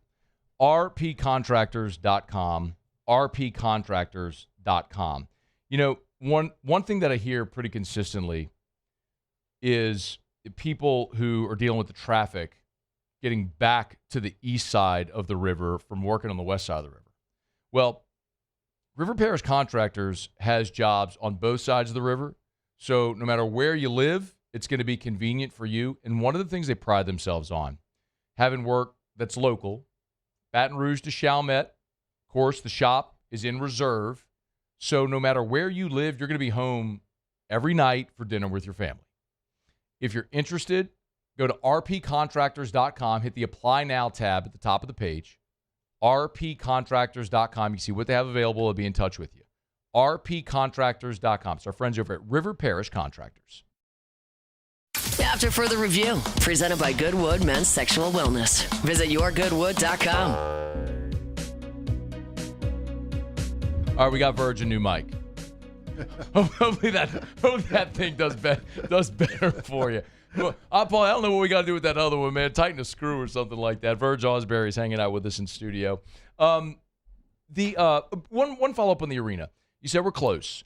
Realistically, are we close like weeks or months or years? I'm not talking about from like open, but from like getting okay, we're moving forward. In a best case scenario. Best case scenario, I think it'd be about 3 months. Hopefully about 3 months we have something here more definite, and we're going to try to do it. Okay, so by the summertime, hopefully. Okay, let's talk about revenue share. When I asked what the biggest thing facing you, you said it's financial. I can't imagine there's anything more complex than revenue share. Is that? Tell me if I'm wrong. Is that fair? It's fair. You know, the overall budget is some issues there, but the rev sharing is what we have to give, the $20.5 million. You know, it came off of the House case, and it was a split up, 80, 25, 5, how they split it up, football, men's basketball, and women's basketball. That was part of the House settlement. When we looked at it, and most major institutions did, the 75, 15, 5, 5.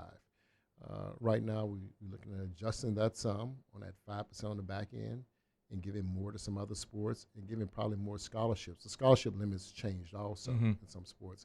And most of your international students, they're looking for more scholarships. The track program, the swimming program, they're looking for more scholarships than, so say, the rev sharing. So we could take some of that rev share money and distribute it with some other sports. And we did that. We're doing that right now for next year.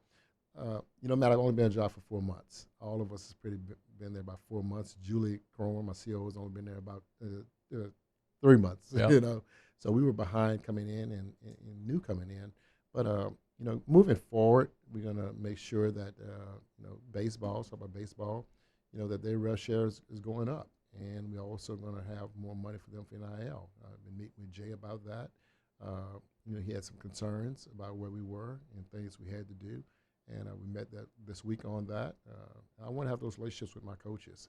Because my job as AD is to ask my coaches, what do you need? How can I help you win and be successful? We want to win at LSU, and people don't understand winning is hard and difficult, but we can win at LSU. And not just win one year and lose the next year. How we consistently build up to be one of those power brands that we are. And every year we want to be in the top. We're not going to win a national championship and everything every year, but we need to be there. We need to be in the talking. We need to have the conversations, like I tell people. We need to be at conversations about the NCAA and basketball, women's basketball, baseball, football. We need to be in that playoff hunt. That's where we need to be. But it takes time to build that. And the coaches we have, the people we have, the personalities we have, I think we have the best coaches in the country. So, yeah, every school is going to come after us. LSU is the hunted. And you can't get comfortable and, okay, we hired all these great coaches. Now, how we support these great coaches and how we support these great staffs they're putting together, and how we support these student athletes that we're bringing in. I want my coaches not to say, okay, we couldn't get a player because we couldn't afford this. No, we don't want that. We want I want you to make sure that you have the best players, the best talent, the best coaches, the best staffs to be out there able to win. And it's costly. It's going to cost us a lot. And that's what we're fighting with our overall budget. I said earlier, we just can't keep going to TAF to bail us out. And they've done a great job over many years, 10 years, the tune amount of money they've given us to bail us out. And they're going to their donors, they're knocking on every door about every day. Let's help the athletic department. But we have to be smart about the things we do from this point on out. Is it realistic to be in the rev share era to compete for national championships in every sport? I don't think so. I think you have to be very smart on how you do it. I think there's a special talent in a sport that you might say, okay, you know what? Could we do something here with NIL dollars to do it to get this person here? None of our 10 programs right now that's competing are ranked in the top 25. That's pretty good as a department. You look at our golf, you look at our tennis teams, they rank very, very high. Beach volleyball, they've done very, very well. Even softball, I mean, we're in a great position. But to say that we could spread the money over everything right now, that's not going to happen. I don't think nobody in the country is saying that. You've seen a lot of movement take place around the country in some sports. You've seen basketball coaches leaving some Power 4 teams going to some mid-majors. You've seen a lot of movement going on right now in the business, and I think you'll see more and more of that. And, we have to sit down every year, all of us put our heads together, like, what are we going to be great at? It's no different from the university. What programs are you going to be great at? You can't be great at everything anymore because the money's just not there, and nobody has the money. People talk about these rich programs, Texas A&M. Everybody's in the same boat right now. We know LSU's got to be great at football. That's the non-negotiable.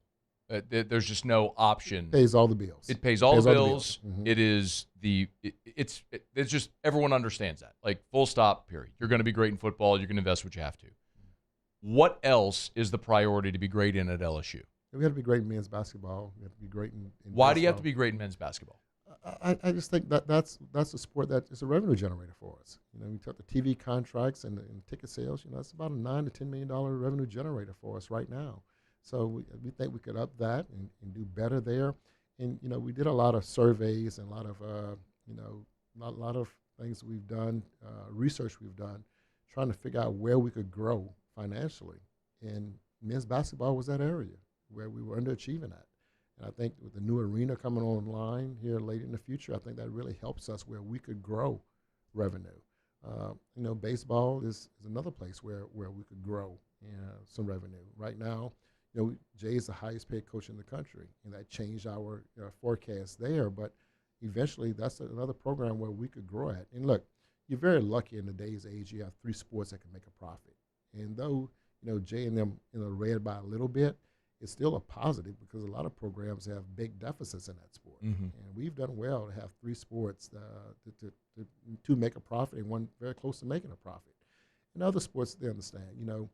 Women's basketball, they don't have the big TV contracts. The TV contracts are the things that carry most of your sports, and they don't have that. But what they have is they have an unbelievable brand, and that brand is Kim Mulkey. And that brand draws a lot of attention to LSU. Some people love her, some people don't. But that brand she has, she's very important to us. And look at the the young women who've applied to come to LSU. They talk about, women's basketball and what it's done. 6,000 to 8,000 people have, applicants to the institution. That's a big part of Kim's brand, national brand. And I walk on campus, you talk to students from Chicago, from New York, from Connecticut, coming to LSU. And that's the way LSU, out-of-state tuition, that's the way we have to help institution make revenue also. So you have a coach with those type of brands that we have, and I think you look through Jay Clark, you look through all other coaches, we have great named coaches and great brands. And we have national championship coaches across the board. Don't forget a guy like Dennis Schaefer. I mean, guys won national championships here. You look at our golf team coach, they won national championships here, and now they're all competing at that level. So it could be done. It's tricky. Use scholarships a little bit. You have to lose revenue a little bit and see if there's a special talent. In some programs where they're not producing where you think they're capable of producing, you might say, this year we're going to make some changes there. You have to invest in the programs where we think we could win at. So you have to be smart about it. I think one important clarification point that we talked about in the last segment that maybe I didn't clarify when you were talking about investing in the scholarships. So the rev share, the 20.5, part of that, the House settlement, is universities or athletic departments can commit $2.5 million of that rev share for scholarships, right? That's correct. And so in every athletic department, major athletic department is going to do that. So really the 20.5 is actually 18 going to the players, right? So when we talk about 75% for football, it's 75% of 18 million, not of 20.5. So it does adjust those numbers a little bit. Now, you're talking about women's basketball, and one thing I hear often, Verge, is women's basketball loses $8 million a year. Why not take more of that money and give it to baseball? That's one thing I hear from our fans. What would you say to that fan who argues that? Right now, coming in the next year, the year coming up, women's basketball and baseball probably about the same number, about 5% each other. Okay, of revenue share. Yeah.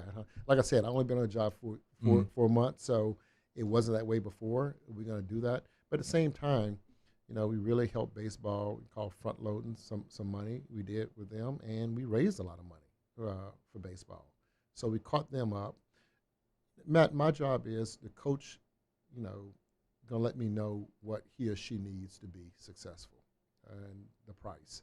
And like as I said, there's not going to be a player out there that the coach tells me, well, we couldn't get him because we couldn't afford him or her. Now the coach has to know, hey, this is the limit. I think this is the max, the worth of this person, and how much we should, go out and try to get this person. That's an important distinction. They need to let us know that. It's bottom line. You could have, I watched a lot of people buy and spend a lot of money this year on a lot of teams, and the outcome wasn't that good. If I'm a Kentucky basketball fan, you spent $22 million, what is reported out there. I'm sitting there like, that's $22 million. I'm not too happy as the athletic director, and the president and all of us will be looking like, well, how did we spend our money and where did we spend it on? And a lot of young coaches have to realize that this is a trap also, because with that money with rev share and NIL, there's great expectations on the back end of that also, in the world we live in today. So if we giving you that type of money, you telling us these are the players that I need to be successful, then that production also better be there too. It needs to be there for us to win. And we're going to help you get there. We're going to be behind it and pushing it and do everything we can to make sure that you have the right people in place to win. So baseball is going to go closer to 5% rev share. And the rev share number goes up next year, by the way, as well. So for baseball to get to 5%, you have to take from somewhere else. Or are you at liberty to say where that money is going to come from? We're probably going to fund 7 sports next year with the rev share numbers. That's where we're going to be at. And football, men's basketball, women's basketball, baseball, I would guess softball, gymnastics. Softball, gymnastics. Okay. That's how we're going to look next year. And we meet with all the coaches now. They understand where they are in that process, and we're going to work with them on scholarships. Like a lot of kids, especially international kids that come into a lot of our sports, we have 500 student athletes in the department. 100 of those young men and women are international kids. They're looking for more scholarships, and it's hard. It's very hard to pay them an NIL and a rev share because they're not American citizens. So the scholarship part comes into play there. We give a lot of sports more scholarships to help them in that area so they can keep their sports at the level they need to be at. Makes sense. And that's the communication that we're having with our coaches. We're talking to them, hey, look, what do you need? Now you come there and you say, okay, you have this great athlete, one of a kind, and we need to do something for them. Then yeah, we're going to work on that. You know, I mean, we're not saying that other sports can't have NIL and won't have NIL, but we're going to work on helping them get to where they need to be. Verge, what's the timeline to, like, because that's a fiscal budget, right? So if you're going to 75% for football, if it goes baseball, that's fiscal. So that's like the 26-27 school year. Like, when do you have that finalized? We're doing that right now, right now. Yeah, we finalizing that, and that's why I realigned the department. That's what I was looking at doing. I don't want it to be a surprise to the coaches at the end of their seasons, at the end of the year.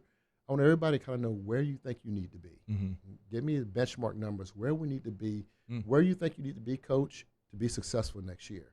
And every coach should have that pretty much in their heads, like, you know, this is what the street is talking about. This is the market right now out there, and that's where we need to be. So that's why I have people that's really centralized to a sport.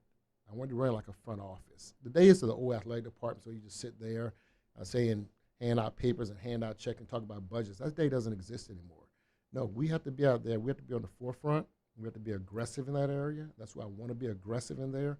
We've got to be raising funds and talking to our coaches daily about, hey, where do you think this is going to be? How does this thing going to look in the future? Don't come to us during the year and say, hey, I'm short, I needed this, or, and look, we'll work with you, but I want you to be, you know, proactive. I don't want to be reacting to everything we're doing in the department. That's not the way to run the department anymore. Yeah. Can we do another one? Yes. All right, let me break. I want to come back because I want to talk specific football. I do have one follow-up on Jay Johnson specifically, so we'll talk football with Verge. When we come back, Verge Ausberry's in studio with us. It's AFR. AFR.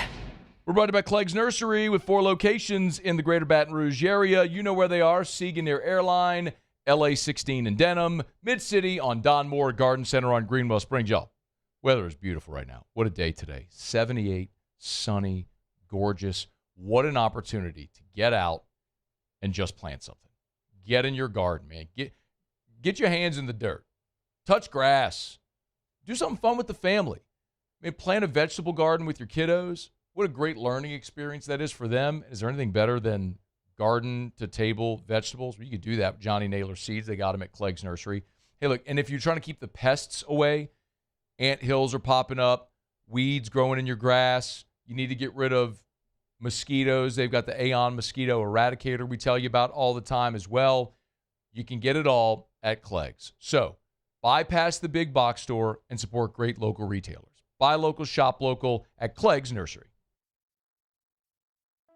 Another roof gone too soon. Looks like neglect. There's no doubt about it. This is a case of poor installation. At Pelican Roofing, we don't guess. We investigate to find the real cause of your roof's problems. Call Pelican Roofing for your free roof investigation today. Case closed. If your office is experiencing performance issues like slow networks, jammed printers, or disappearing files, Advanced Office Systems may be right for you. With powerful IT solutions, print management, document imaging, and security systems, they help offices regain confidence naturally. Side effects may include uncontrollable efficiency, smoother workflows, and a sudden burst of office joy. Say goodbye to those emotional breakdowns in the supply closet and get back on track with Advanced Office Systems.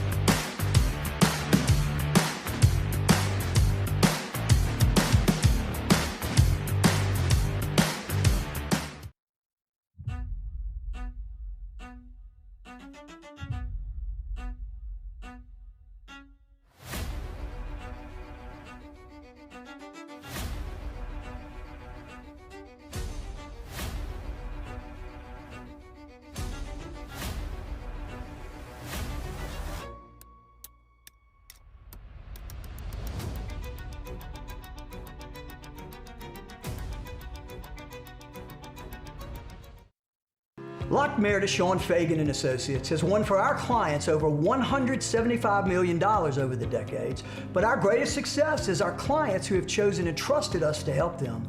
Whether you hire us at all, give us a call. You've got nothing to lose. Hi, I'm Sean Fagan. If you get injured, you could be staring at medical bills, repair costs, and lost income. Life can be turned upside down. At Lock Meredith, Sean Fagan and Associates, we'll work to turn your world right side up. Hire us, and like thousands of our clients, you'll be glad you did. Who bears the standard? Who sets the bar? It's not those satisfied by low-hanging fruit or by taking it easy. Now the standard is set by the best of us, by those who work hard. Dig deeper. Give more. At Sunshine, we're proud to provide John Deere products that work hard for you, the standard bearers. Find the dealer nearest you. After further review, presented by Goodwood Men's Sexual Wellness. Visit yourgoodwood.com. We appreciate LSU Athletic Director Verge Ausberry for sitting in with us. Told me he's got time, man. I'm gonna keep him here. All right, I want to ask specifically about Jay Johnson, who made some comments last week that got a lot of people's antennas up when he was asked about Tony Vitello in Major League Baseball. His answer was a bit unsettling for people, but he said, I'm not interested for now, when he was quick to clarify for now, meaning that door maybe not be shut entirely. You said you talked to Jay this week. What were those conversations like?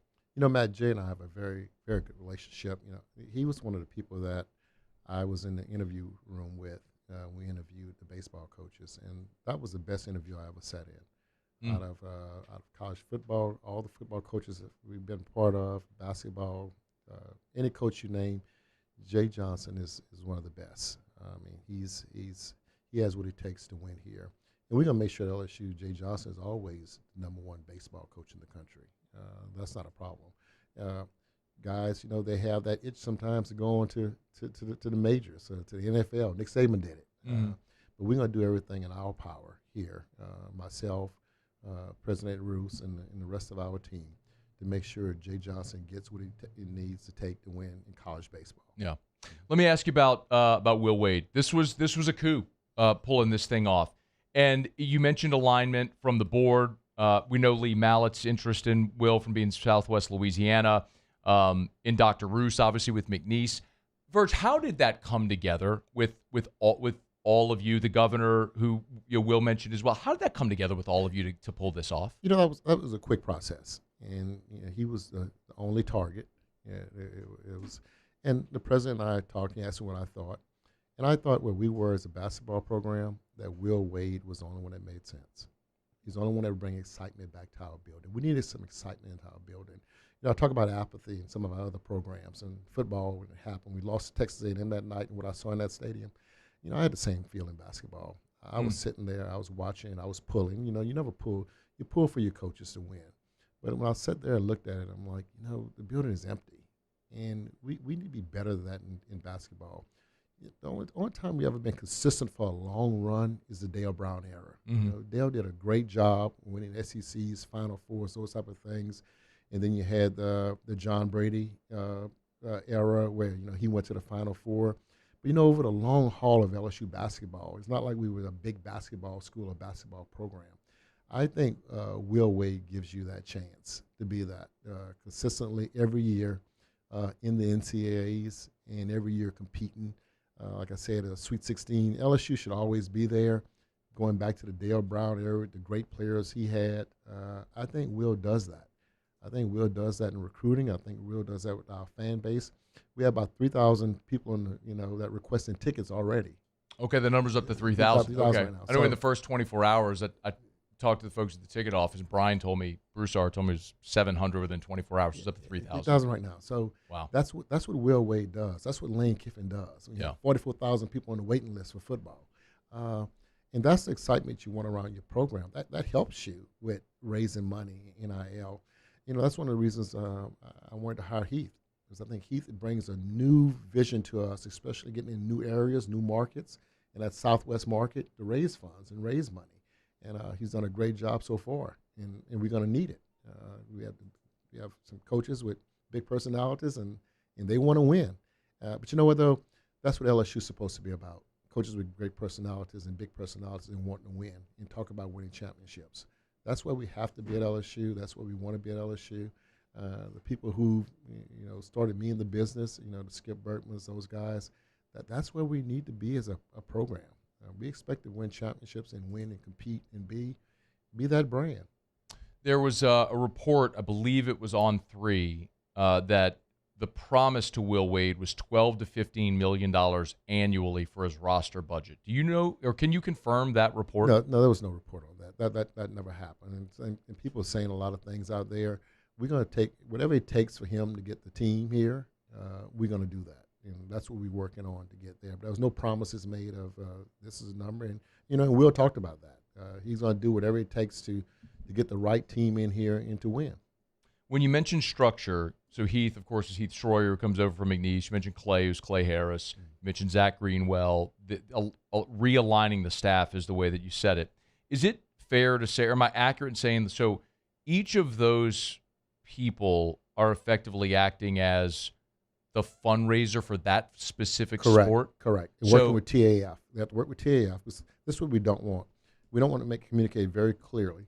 So let's say if TAF is coming out to Matt Moscona for a donation, already have talked to him about a donation. You got the money. You don't have good mics. Hey, man, they can come for a donation. It ain't going to be a giant donation. They can ask. If they go to you for a donation, we don't want one of them doubling up, hitting them on something that might be to ask already. So they might go to TF and say, hey, look, where we are with Matt. You might say, well, we're asking him for $1 million on this project, but is that project important at this time? You say, even though NIL might be more important, well, let's do that. And each sport also have their sports administrators. Like I said, Julie Crone, my CEO, she's a sports administrator for football. CFO, Matt Laborde, he's going to be doing football scheduling now also. Okay. I want him to concentrate on the budget. It's so important right now to us. You have about $235 million budget. You add TAF in there, it's about another $50 million. So I want to make sure that Matt Laborde is concentrating and focusing on that in football scheduling. And, you talk about women's basketball. Miriam Segar is going to still handle that sport. In baseball, going to be Dan Gaston. He's a sports administrator. He's also over our facilities and operations and those type of things. So people have other responsibilities. I just want to have people, like I said, we talked earlier about what do the coaches need. I don't want to be surprised at the last minute, well, we didn't get what we need to have the right team or the right person or the right people. So, no, you are out there, you know the number, you're communicating with the coaches daily to make sure that they're getting the right numbers they need to be successful. Let's talk football. You played football, you were over football scheduling for 20 years. Long time. Football, I think it's fair to say, you don't have to say, but fair to say football is your baby, and it should be.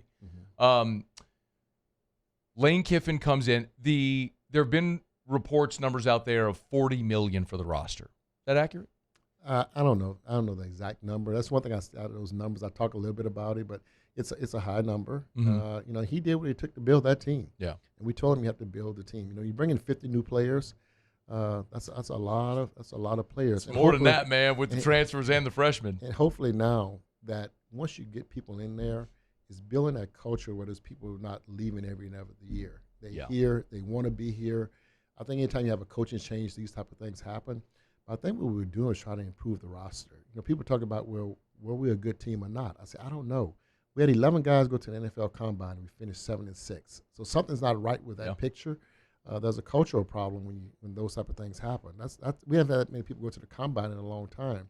So the thing we want to do now is we want to build a team, a tough team, a physical team. When you go to practice, you see that. The conditioning is part of the practice. They only practice for an hour and 45 minutes, but they get after it.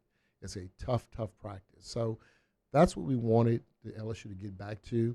The strength and conditioning program is back to where it needed to be when you brought Nick Savage in here. And as I said, you're talking to some of these coaches, it's not a long interview process. You know what they could do. Their work is I'm not sitting up there asking Lane, what plays you're going to run on 3rd and 5. I'm not asking Will Wade, what zone defense you're going to run.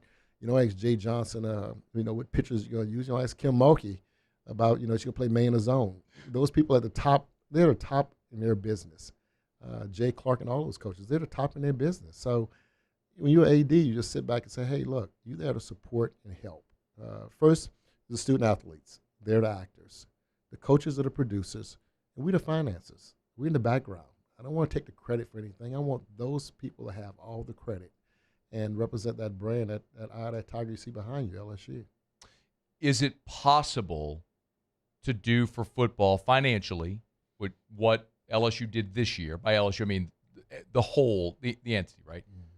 Is it possible to do that every year? You don't want to do that every year. And that's what I said. With the transfer portal next year, you hope that you've built relationships and a culture in that program where you don't have all the people transferring out. And you see the great programs, the programs that win. You look at Indiana, you look at Michigan, you look at Ohio State, you look at these schools who've been winning consistently lately. Their rosters are not turning over every year.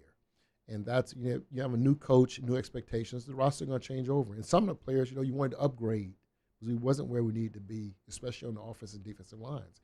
So we wanted to upgrade those positions, and that's what we did. So hopefully next year, the football coaches, they have relationships with these young men, and you say, okay, you know what? These are the guys we want to keep. And these are the guys, we might want to make a change in the position. It's going to happen now with the new way, the new age we're living in. Those type of things are going to happen, and it's hard expectations, and it's the pressure to win.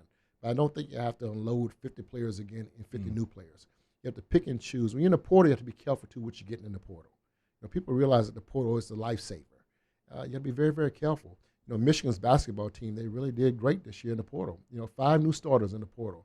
And the guy's won in 2 years there. He did a great job of winning and what he did in building that team.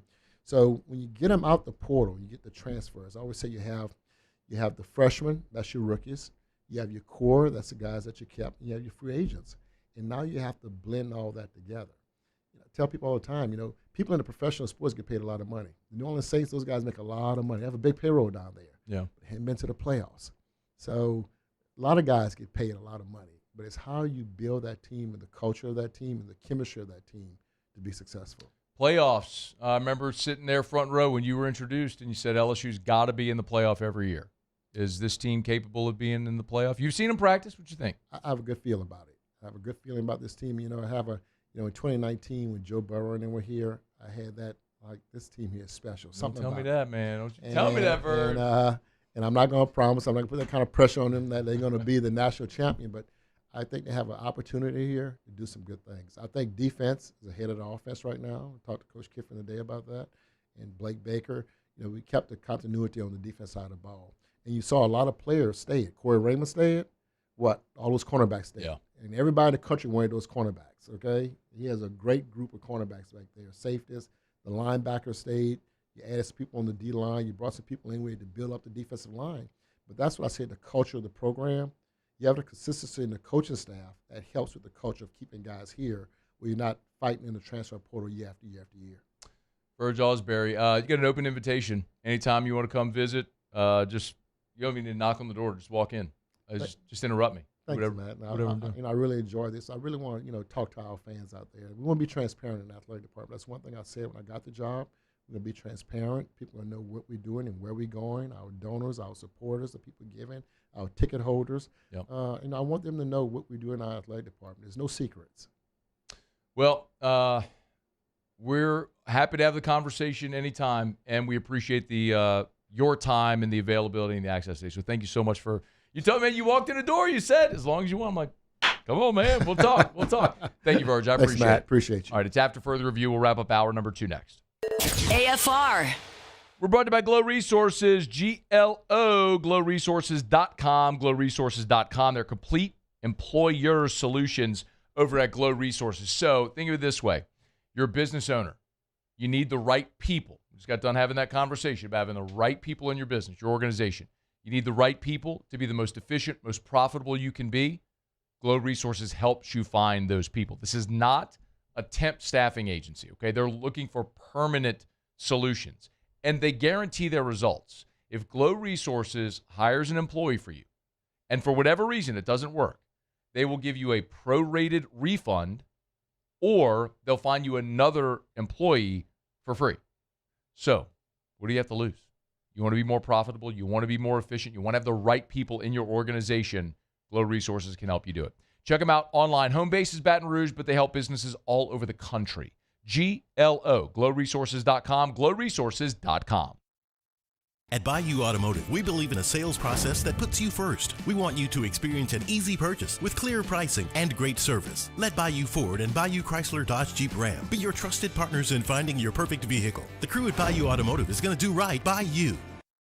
If your office is experiencing performance issues like slow networks, jammed printers, or disappearing files, Advanced Office Systems may be right for you. With powerful IT solutions, print management, document imaging, and security systems, they help offices regain confidence naturally. Side effects may include uncontrollable efficiency, smoother workflows, and a sudden burst of office joy. Say goodbye to those emotional breakdowns in the supply closet and get back on track with Advanced Office Systems.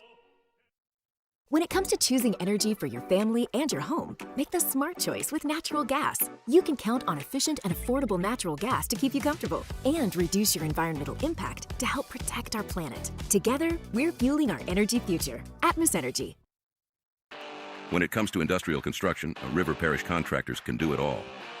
Mechanical, structural, custom fabrication, specialized welding, and turnaround services.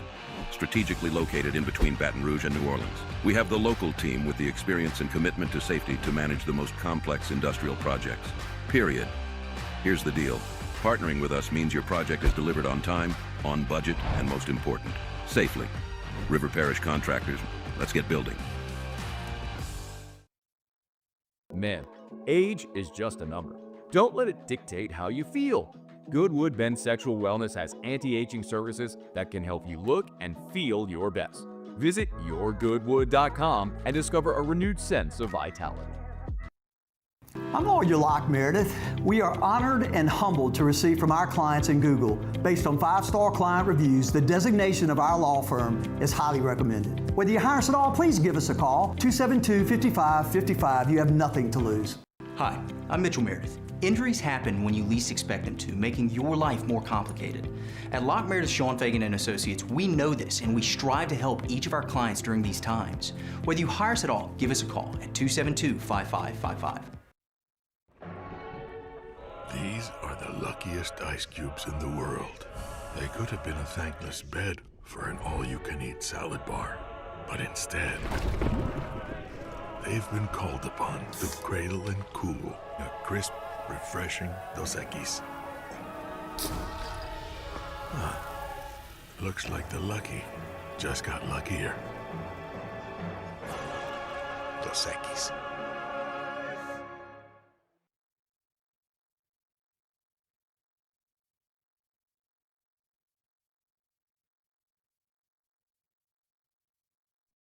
After further review, presented by Goodwood Men's Sexual Wellness. Visit yourgoodwood.com.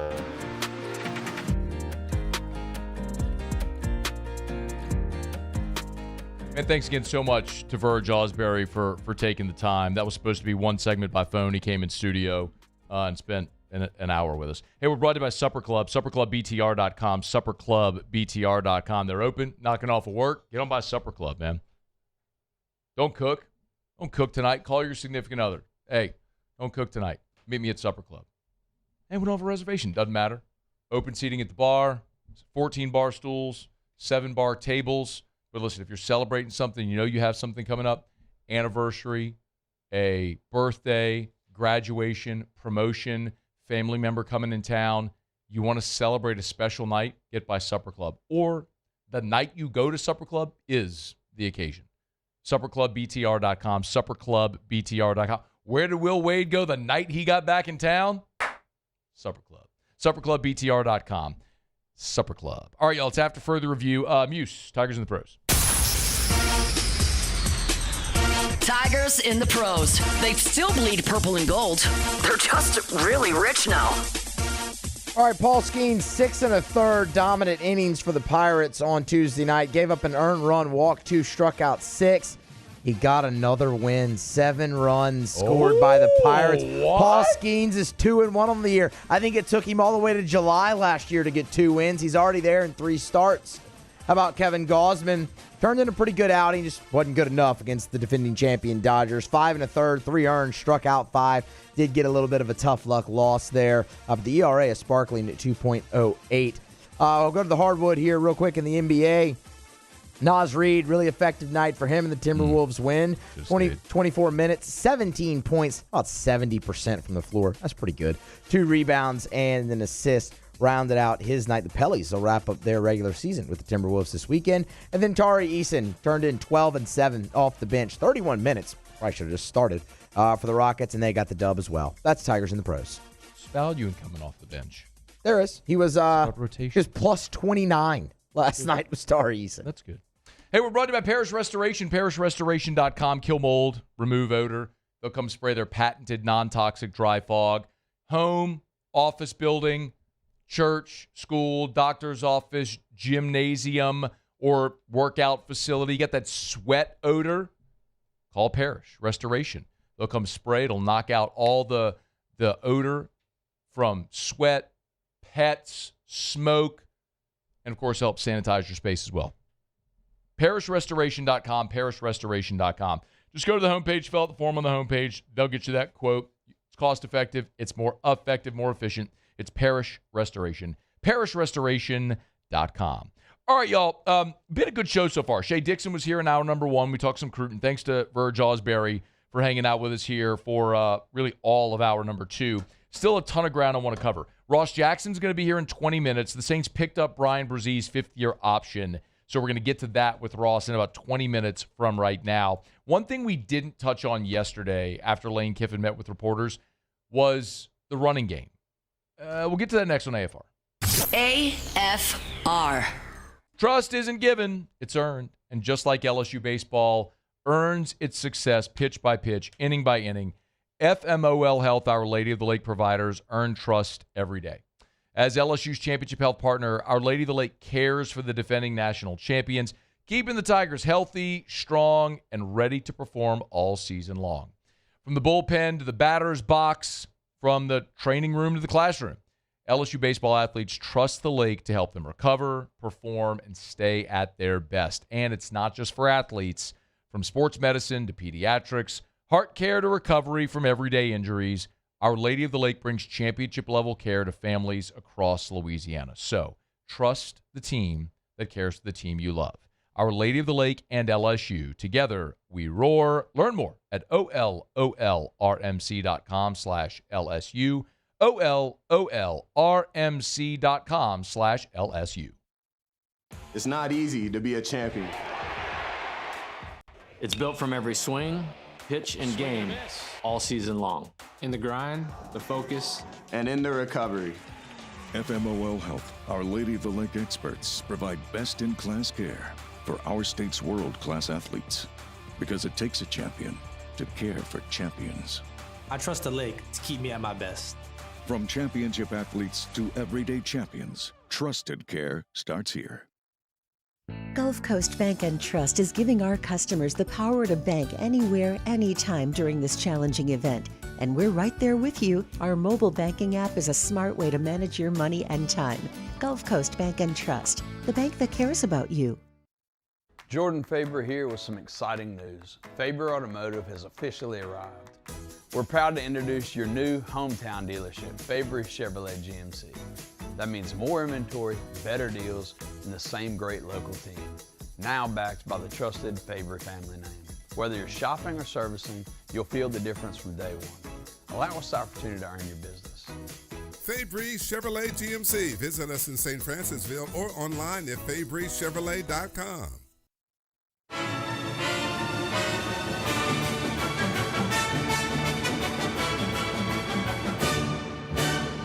The Cane's Box Combo, a symphony of flavors. Raising Cane's Chicken Fingers, one love. Hi, this is Beth Serena. Welcome to my pool.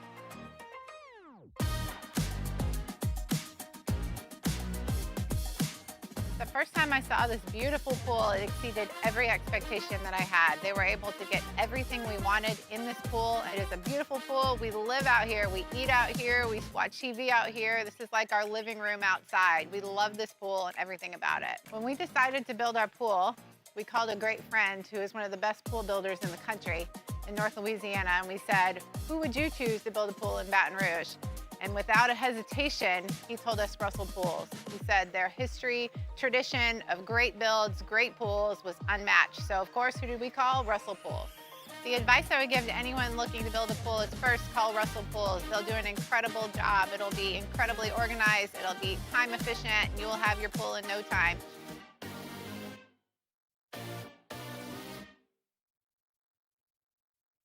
At Ochsner, we know healing is a team sport. That's why we've partnered with world-renowned orthopedic surgeon Dr. James Andrews to create the Ochsner Andrews Orthopedics and Sports Medicine Institute. Whether you're a professional athlete or a weekend warrior, our team of specialists are dedicated to getting you back in the game.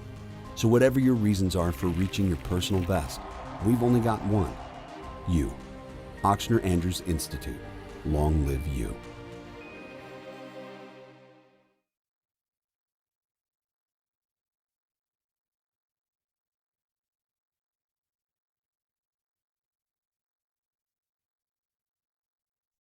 This is SportsCenter. I'm Christine Lisi. Major League Baseball suspended Braves righty Ronaldo Lopez 5 games. Angels outfielder Jorge Soler 7 games for their roles during last night's benches clearing brawl. The suspension's on hold while each player is appealing. Point guard Cade Cunningham out the last 11 games with a collapsed left lung, expected to make his return to the Pistons lineup tonight against the Bucks. In his absence, Detroit went 8-3 and clinched home court advantage in the East throughout the NBA playoffs. ESPN NBA reporter Tim McMahon. Chip off some rust. Hopefully he can get a little bit of a rhythm before the layoff for the play-in. Yep. The silver lining, though, of Cade missing that time, as you mentioned, the Pistons played well without him. A major reason is because Dennis Jenkins, a guy who started the season on a two-way, earned a standard deal, really played well as the primary initiator, as their primary creator. Spurs center Victor Wembanyama and point guard Stephon Castle ruled out against the Trailblazers tonight due to injuries. 9:30 Eastern on ESPN. Wemby needs to play at least 20 minutes in one more regular season game to be award eligible per league rules. ESPN Radio is presented by Progressive Insurance. Keep your career moving forward with growth opportunities, great pay and benefits, and one of the country's top workplaces. Go to careers.progressive.com and apply today. Matt Moscona. I'm very important. After further review. Say one more time. After further review with Matt Moscona. And here we go. Live from the Raising Cane studio. Let's rock!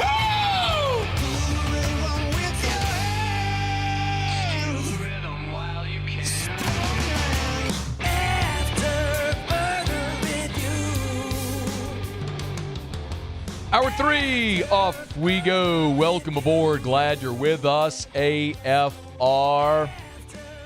Presented by Goodwood Men's Sexual Wellness. I'm Matt. This is Shaq O'Neal, and I hate Matt. Paul O'Neal. They're chanting Paul O'Neal's name. Yusuf. And Mr. Toby Tomplay.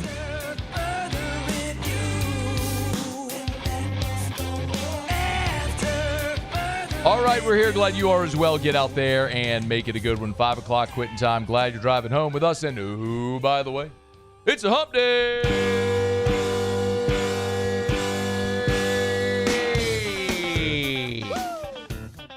It's hump day. Evermore. Mike. What day is it, Mike? Hump day. Goes down smooth every time. It's hump day. Mike. What day is it, Mike? Thanks to Verge Ausberry, who was here last hour. Hump day. Shea Dixon was here in hour 1. It's hump day. Ross Jackson in 15 minutes. Mike. What day is it, Mike? Saints pick up Bryan Bresee's 5th-year option. Hump day. Should they? It's hump day. Odds are the Saints. Betting odds are the Saints will draft Carnell Tate 8th overall. Mike. What day is it, Mike? Should they? Hump day. We'll ask Ross Jackson. It's hump day. After the break. Mike. What day is it, Mike? Hey, Muse. Hump day. Hey, Scott. You feel It's better? hump day. You feel better about baseball after Verge's comment? Mike. What day is it, Mike? Seems like they have a plan, Matt. I'll say that. That's not what I asked you. I like that they have a plan. That's not what I asked you. I feel about the same. I also might just still be mad about last night. Hump day. That's a midweek game, Use. It's hump day. It is. It is a midweek game. Mike. What day is it, Mike? You haven't been very good at those this year at all. Nope. Hump day. Nope. It's hump day. And you know what? Mike. What day is it, Mike? They win 10 more conference games. Hump day. They're still going to host a region. Okay. It's hump day. Do you think they're going to win 10 more conference games? I think they're going to fall just short of that. I think they're probably a 14 to 15 win team in the league. Why do you hate LSU baseball? I don't think anyone's going to buy that bid at all. Hump There's a lot of things you can paint me as, brother. I don't even think you could sell that one. Hater. It's hump day. I think they're going to get there. Mike. What day is it, Mike? Thank God for South Carolina. It's hump day. Say that. I know they beat Texas in game one. That's not the guaranteed sweep anymore, unfortunately. I know. Mike. What day is it, Mike? All right, we got to get going. Ross Jackson in 10 minutes from right now. We're glad you're hanging out with us here. Hump Day Show is brought to you by Goodwood Men's Sexual Wellness. Visit yourgoodwood.com, yourgoodwood.com.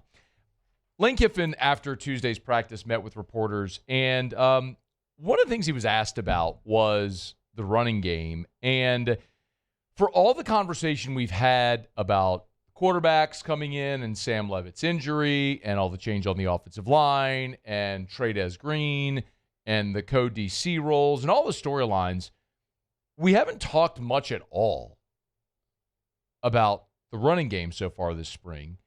And it's interesting because that has been the Achilles heel of this team the last 2 years. The disgusting inability to run the football. As a reminder, and you may want to grab your barf bags in case if this might induce your upchuck reflex. The LSU Fighting Tigers were 124th in America last year in rush offense. 124th. Y'all, there were 134 teams that played Division I college football. Only 10 of them were worse than LSU at running the football. For what it's worth, Ole Miss was 44th in the country. Felt like they would have been much better than that because of the season Kewan Lacey had. But they averaged 176 rush yards per game. For context, last year, Ole Miss, under Lane Kiffin and Charlie Weiss, was second nationally in total offense. They averaged 489 yards a game. They averaged 489 yards a game. 176 on the ground. LSU was 109th in the country in total offense. So we're all excited to watch this offense have a pulse again. But that's going to start with reinventing this running game, and that's something Lane Kiffin mentioned on Tuesday.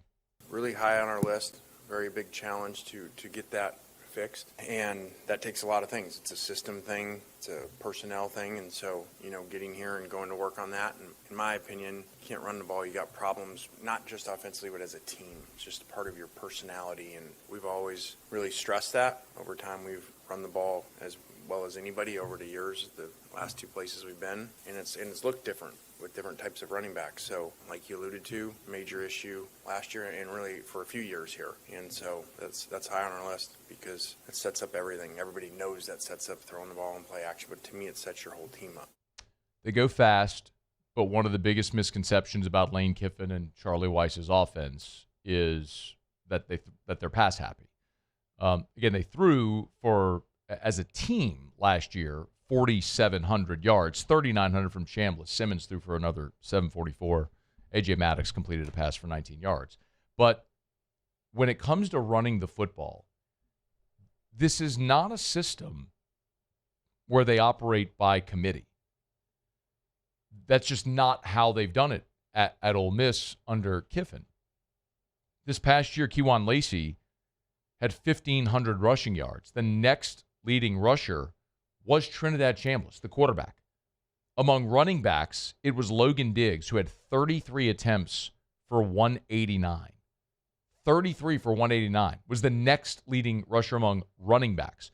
Go back the previous year. Henry Parrish was the leading rusher. The second leading rusher on the team was Jackson Dart, who ran for just under 500 yards. Go back to 2023. Quinshon Judkins ran for 1,100 yards. Now, Ulysses Bentley was there and ran for 540 on 95 carries, but again, Bentley had 95 attempts. Judkins had 271. And then Jackson Dart was third. I guess my point is, Kiffin's offense leans on a bell cow. They don't do the by committee thing. So who is the guy that's going to get potentially, I don't know if it'll be 271 carries like Judkins had that year. You know, Henry Parrish had 130. Dart had 124 in 2024. But last year, Kewan Lacey had 306, 306 rushing attempts. Chambliss had 133. Diggs had 33. You understand my point? Like, there's going to be one guy who emerges as the guy who takes the lion's share of the reps.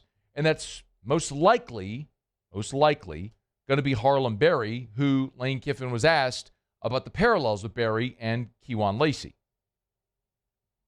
Well, I don't know about that. Again, that's really outcome-based, and that was a tremendous season and a record-breaking season. I think he broke most of the records that Deuce had. So I don't know that. That's a long ways to go. We've had one day out there. We don't even have pads on yet. And you don't know, like, you're not going to get – it depends on the room. You know, we've had times where we've had three, you know, that kind of equal out in their playing time. We've had times where we've had one and then a drop-off to two. And so – when there's a drop-off from 1 to 2, a really big drop, now that workload increases and you're able to have giant seasons like that. The outlier, when he talked about where they had 3, that was 2021. So that was Lane's second year at Ole Miss. Jerrion Ealy had 133 rushing attempts. Snoop Conner had 130. Matt Corral, quarterback, had the most rushing attempts at 152. Now, sacks are included in that, obviously. And then Henry Parrish had 105. So they had, that year, 2021, they had 3 running backs that had over 100 rushing attempts. But again, in 6 years at Ole Miss, that's 1 year. That's the outlier. That's the exception, not the rule. The rule is they want to find one guy that they give 250 to 300 rushing attempts to the one guy that's their guy. Is Harlem Berry that guy that emerges? They sure prioritized keeping him, which would lead you to believe maybe. Or maybe it becomes a year like 2021 where you have Berry, Caden Durham, and then a guy like Dylan Jones from Wisconsin. I think the most important part is making sure next year, all those guys you worked hard to bring in this year in that running back room, the majority of them are back, so you're not remaking the room again next season. But clearly, it is a priority for Lane Kiffin to run the football. Even that year where they had the 3 running backs that all had over 100 rushing attempts, they ran for 2,800 yards that season and averaged just under 5 yards per rushing attempt. So even when they did it by committee, that 1 year they did, they still ran it effectively. That's going to be certainly a priority for this offense in 2026. All right, it's After Further Review. We're glad you're with us. We are brought to you by South Point Volkswagen. SouthPointVW.com, SouthPointVW.com. New and certified pre-owned in Baton Rouge and online, SouthPointVW.com. Drive around town, you'll notice them all the time. Last night, left here, went to Miracle League, parked over at Traction, was walking into Miracle League right where I parked, directly across from me, another black Volkswagen Atlas Crossport car just like mine. You see them all over. The Atlas is awesome. It's the 3-row, 7-seater family SUV. The Crossport just takes out the 3rd row. So it's the same style, feel, performance, luxury, same all that stuff, just takes out the 3rd row. A little sleeker on the back end. If you want to check that out, you can. If you're looking for a sedan, they got you covered there as well. Great deals on Jetta right now. And the ID Buzz. That's the newly renovated, newly reimagined VW bus. And it's an electric bus. And they got them at South Point Volkswagen. Airline just north of Highland or SouthPointVW.com. South Point Volkswagen. What's your direction? Thanks again to Verge Ausberry, who spent just about the whole hour with us last hour. If you missed that conversation, make sure you catch it on demand. Podcast, Paulie will get the whole thing up on YouTube. You can check it out there at AFR LSU on YouTube or on podcast if you missed the convo. We covered a lot of ground. Kiffin and Wade and RevShare and Jay Johnson and Kim Mulkey and women's basketball and all of it. So we appreciate Verge for making the time to come in studio with us and have that conversation. So if you missed it, make sure you catch it on demand. All right, well, I got a quick break. Come back. Ross Jackson, LouisianaSports.net is going to be here. Want to talk about a lot of things involving the black and gold, primarily the Saints' decision to pick up Bryan Bresee's fifth-year option. We'll do that next on AFR. After further review. Get Gordon and get it done. Gordon McKernan, injury attorneys. Hey, remember, if you are or know a upcoming high school graduating senior, have one in your family, maybe your son, daughter, grandchild, niece, nephew, make sure they're aware of this. So Gordon does this every year. Part of one of the many ways that Gordon is so philanthropic in our communities. Gordon gives away laptops or MacBooks to graduating Louisiana high school seniors that are going to a trade school or a 2 or 4 year college to help you as you transition into that next step. If you want to apply to be one of the winners, simple. Go to gordonsgrads.com. You'll see all the info right there. gordonsgrads.com. There's info on all of Gordon's socials as well. So you can go to @GetGordon, but make sure you go to gordonsgrads.com or make sure that upcoming high school senior graduate in your life knows that they can win at gordonsgrads.com. At Bayou Automotive, we believe in a sales process that puts you first. We want you to experience an easy purchase with clear pricing and great service. Let Bayou Ford and Bayou Chrysler Dodge Jeep Ram be your trusted partners in finding your perfect vehicle. The crew at Bayou Automotive is going to do right by you. I'm Gabrielle McLeod on behalf of the Louisiana Propane Dealers. I have spent hundreds of hours preparing for scholarship competitions. That preparation paid off when I won the Fitness and Talent Awards along with the title of Miss Louisiana. The Louisiana Propane Dealers are also pretty talented and want you to be prepared for when the power goes out. Visit LouisianaPropane.com to find out about propane generators and other safety tips. Louisiana Propane, it truly is the fuel for our future. The experts at Hood Dental Care want you smiling bigger and healthier than ever. New patients can get a healthy gums cleaning for just $89, plus a free exam and full mouth x-rays. A $376 value. With over 3,000 five-star Google reviews, 5 local locations, and easy online scheduling with same-day care. Hood Dental makes it simple to get started. And we always have other great giveaways for new patients. Check out hooddentalcare.com and schedule your appointment today.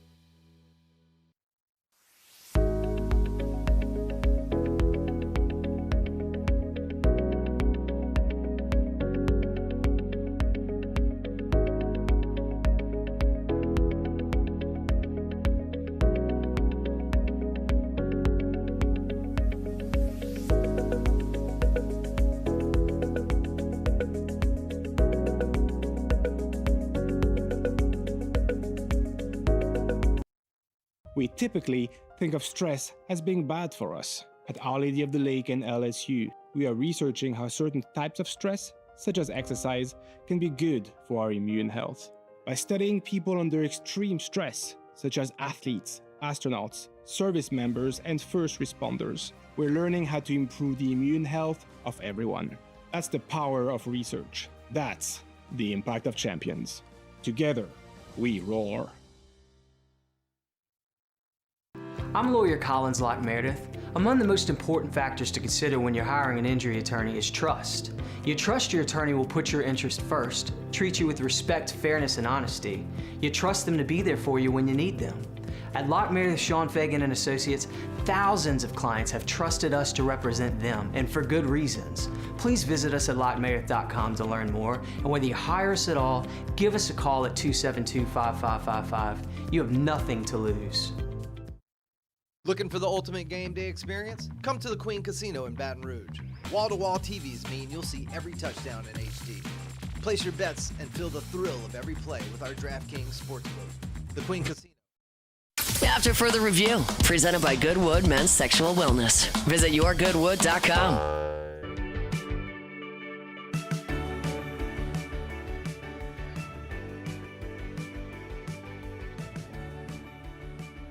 Remember, it's not just HRT, not just ED treatments, peptide therapy as well. It's changed my life. BPC 157, incredible for muscle repair if you got injuries. NAD Plus, incredible for cellular optimization and energy. There's so many different ways that you can maximize the way you feel. Live life to the fullest. Goodwood can help. YourGoodwood.com, YourGoodwood.com, YourGoodwood.com. Saints are picking up Bryan Bresee's fifth-year option. Good move? Let's ask Ross Jackson, LouisianaSports.net and Locked On Saints. Yo, dude, how are you? Hey, man, doing great. Glad to be here with you. It's our pleasure. Okay, Saints are picking up Bryan Bresee's option. Good move? Yeah, I think so. I mean, look, it's not a steep ask for the Saints, who in 2027 right now have about $76 million available in salary cap space. Yes, you heard that right. $76 million available. Whoa! Yeah, I know. Throw a party, Stop everybody. traffic! Stop the presses. But look, it's not a large undertaking for them, knowing that they have that available right now. And so a $14 million, just about right, $13.9 million fifth-year option for Bryan Bresee is just kind of easy to pick up. There's no guarantee that he actually plays on that number, right? You can always reach a contract extension like the Saints are trying to do with Chris Olave. They could look to do that before that fifth-year option for actually plays on that. And so it's, easy opportunity here for a guy that, like, if that amount, $13.9 million, was this year, it'd make him the 24th highest paid defensive tackle in the NFL. He is indeed one of the 32 starting three techs in the league, and so him being paid as such makes sense. And again, there's no guarantee he actually plays on that money. So they were really impressed with the way that he adjusted to his new role last year. I know he went from 7.5 sacks, which led the team in 2025, to just 2.5 last year, but his role changed, and he made some big strides as a run stopper, which was a thing that was kind of a ding against him during his draft cycle. So they're very pleased with what they saw from him, and that translates here to them picking up that fifth-year option. Yeah, well, how would you assess how Bresee's career has started? Yeah, look, I think the couple of things that certainly stand out is that, you'd like to see 17 games out of him, right? I mean, you've seen him miss games each of his early part of his career here, but when it came to his draft stock when he came in 2023, he was a three-tech pass rusher and needed to get better as a run stopper. I mean, he showed that he could make his way in the NFL as that three-tech pass rusher in 2024. And then in 2025, he showed the development as a run stopper, playing a little bit more of kind of this 3-4 defensive end role in Brandon Staley's system. So everything kind of changed in terms of what he was being asked to do, and he still did that new thing well. That's part of the reason why the Saints didn't hesitate in this opportunity, and they're not afraid to turn away from picking up a fifth-year option. They didn't pick up Cesar Ruiz's, for instance, years ago. And so I think the way that you look right now at Bryan Bresee's career so far is sort of this scheme versatility that we didn't realize that he had coming into the league, and then sort of seeing that pan out. You'd like to see him be a little bit more disruptive in 2026, getting back to where he was in 2024. But in terms of understanding his new role, now that he's got that out of the way, maybe that frees him up to be able to do some of that this upcoming year. Yeah, Ross, as they go through this whole free agent and draft process, it gives us all an opportunity to step back and look at the roster as a whole and see where their strengths, weaknesses, and places to add. How do you feel about the interior of the defensive line where they are right now? Yeah, I think there's still work to be done there. I think continuing to add more opportunities to bring players in that can help you from a run-stopping perspective would be big. I think continuing to address the nose tackle position. They traded for former LSU Tiger Devon Gottschall last year, and he fit into the system well. Now that he kind of is in the system, we'll see what he can add going into this year, much like we were just discussing with Bresee. But I think you're still looking for who are the rotational players that they could bring in that don't create a bit of a drop-off at that position. I think they're really excited to get Vernon Broughton back, who they drafted last year in the third round, which is a little higher than we expected him to go. And so there's obviously a lot of expectations for him going into this year, and so they're hoping that he'll be able to help. But I do think that adding another run stopper, this is big. This team made some strides as a run defense last year, but we're still in 19th in the NFL. You know what I mean? We're not talking about this team all of a sudden becoming a top 10 run defense. in the league. And I think they'd like to get there, force teams on the other side to be a little bit more one-dimensional. They're not doing that successfully right now. Maybe continuing to add to the interior of that defensive line would help them do that. Yeah, a healthy Broughton will be a fascinating one to watch. It's one you forget about, right? I mean, miss the season with injury. That'll be a really interesting to keep an eye on. Ross Jackson with us, at Ross Jackson NOLA, LouisianaSports.net, Locked On Saints is where you can find him. I know you have a series going on over at LouisianaSports.net where you're looking at potential targets for New Orleans. As we continue to look at 8, earlier today, I saw odds that the betting odds have Carnell Tate favored to be the 8th overall pick. If that's where the Saints do land, how would you feel about that? Yeah, look, I think he would be a fantastic fit for New Orleans. Really, any of those top 3 wide receivers that are there, him, Jordan Tyson out of Arizona State, as well as Mekhi Lemon out of USC, would be good fits. They're all just kind of for different reasons. But the thing that makes Carnell Tate a really, really impactful player is his efficiency in the middle of the field in the intermediate area, which is a place where Tyler Shough was really comfortable last year, particularly targeting Devon Bailey. And so the two of them really kind of helped to take those steps forward in those final 9 games. So really those 4 games where Devon Bailey was really productive with Tyler Shough at quarterback. And then the other piece is his field stretching ability. He's not the fastest guy. He ran in the 4.5s during his 40-yard dash runs and all these other things. But some of the best wide receivers in the NFL run in that 4.5 range. The thing that he does so well is that he runs routes extremely well, and he does a very good job of what's called stacking defensive backs, or getting laterally over the top of them, so that he can kind of control with deceleration and acceleration the separation that he can create there. And he does a very, very good job of that downfield. And I think he's got some untapped potential in the short yardage area as well, as a near 200-pound, 6'2", 6'3" wideout. And so I think that he could be a very interesting 3-level threat. Would give you an X receiver, that sort of split end wideout that lines up all by himself with no tight end on his side, no slot receiver on his side, and would attract attention and kind of takes a little bit of the pressure off of guys like Chris Olave and Devon Bailey at that position.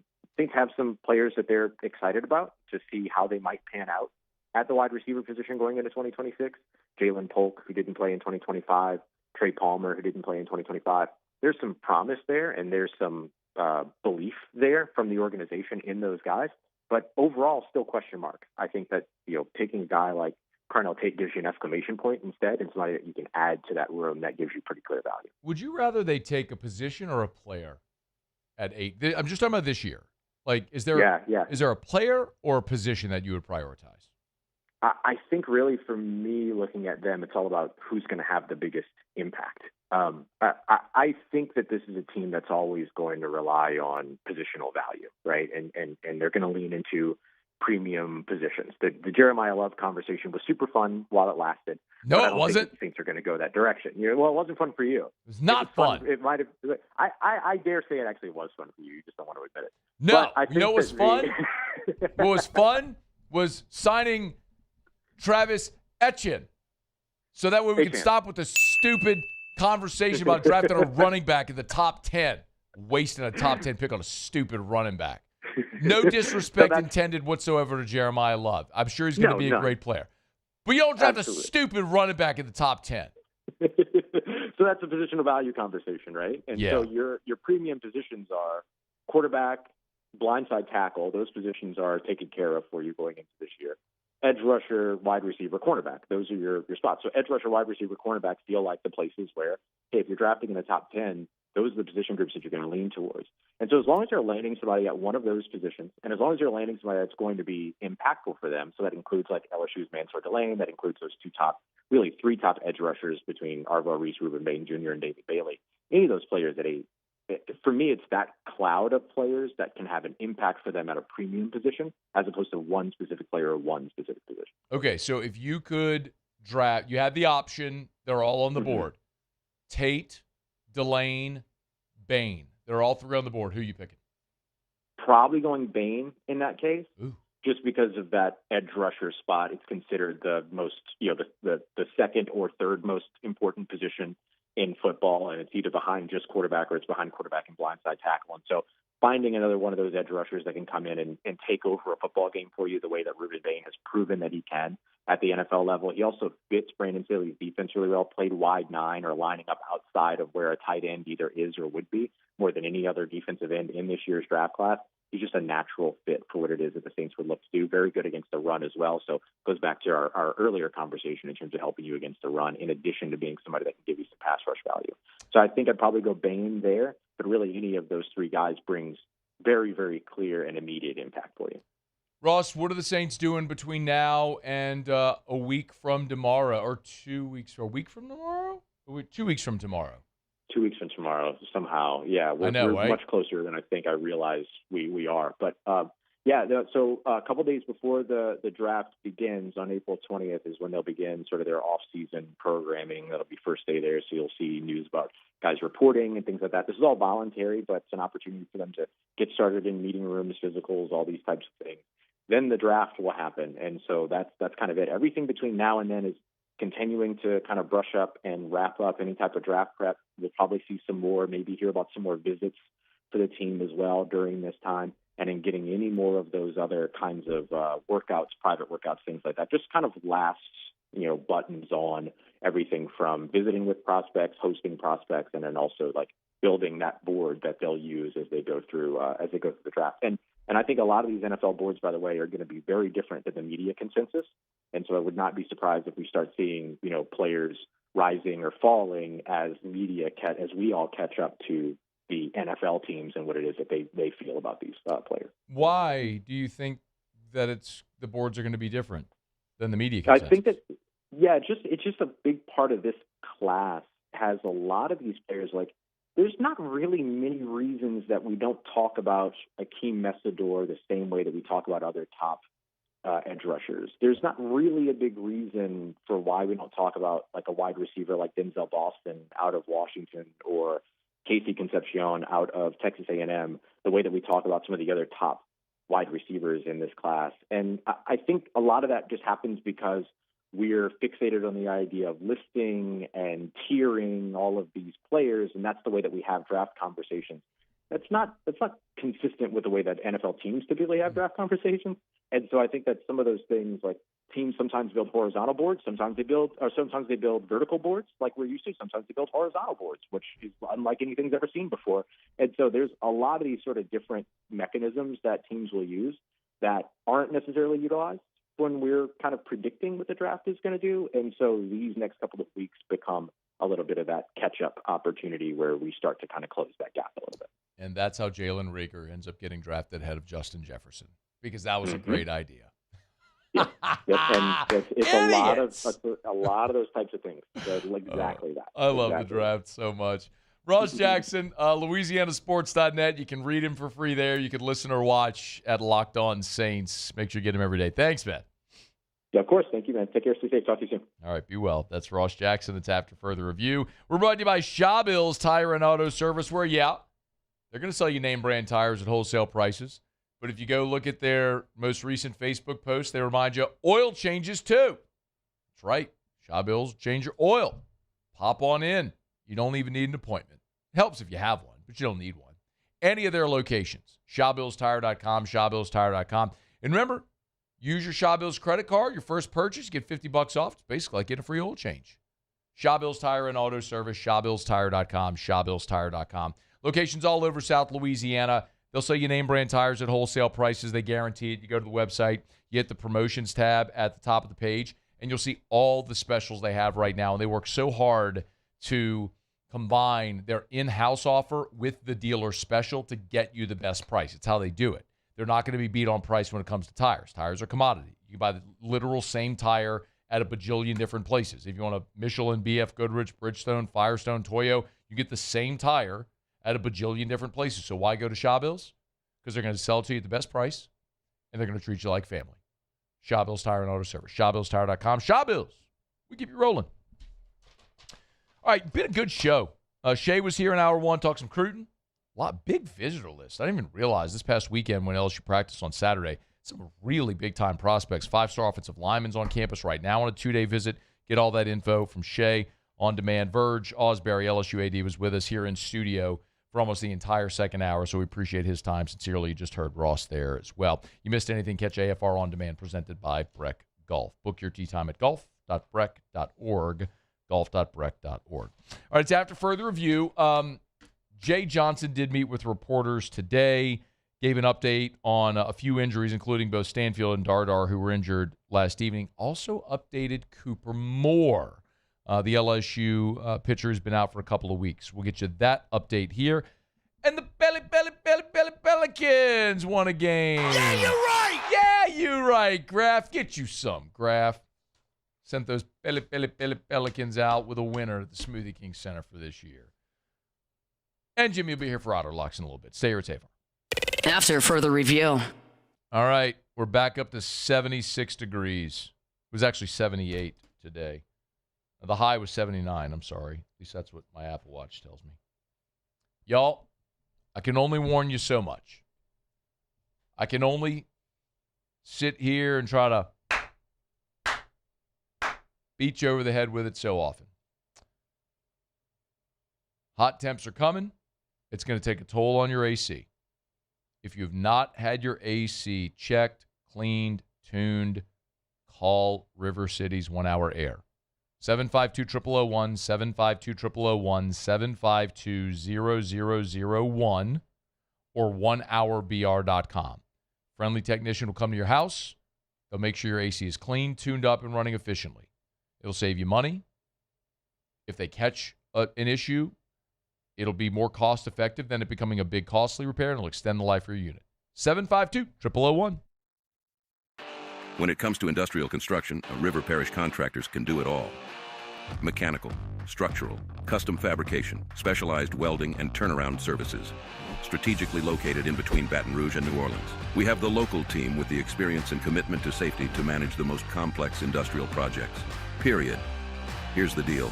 Partnering with us means your project is delivered on time, on budget, and most important, safely. River Parish Contractors, let's get building. Everything you need for a stunning garden is at the Plant Barn in Baton Rouge. From trees and shrubs to plants and pottery, the Plant Barn has it all at great prices. Visit us today on Valley Street, right off Perkins Road in South Downs.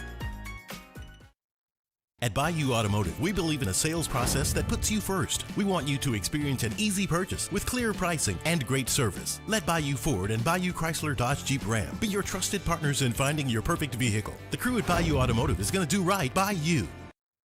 Transform your living space with Lacoste & Young Remodeling and take your home from outdated to outstanding. Redefine your kitchen for the ultimate culinary experience, or elevate your daily routine with a spa-worthy bathroom retreat. Our skilled team brings 3D modeling to life to ensure your vision becomes a reality. We believe luxury should be accessible and offer tailored solutions to fit your budget without compromising quality. So contact us today for a free estimate. Lacoste & Young Remodeling, providing perfect solutions for your dream home. My father, J.B. Falgu, had a vision of growth for First American Bank and the communities we serve. The bank's foundation was built on his legacy of compassion, loyalty, and dedication. Through his years of leadership, First American has prospered to heights even J.B. could not have imagined.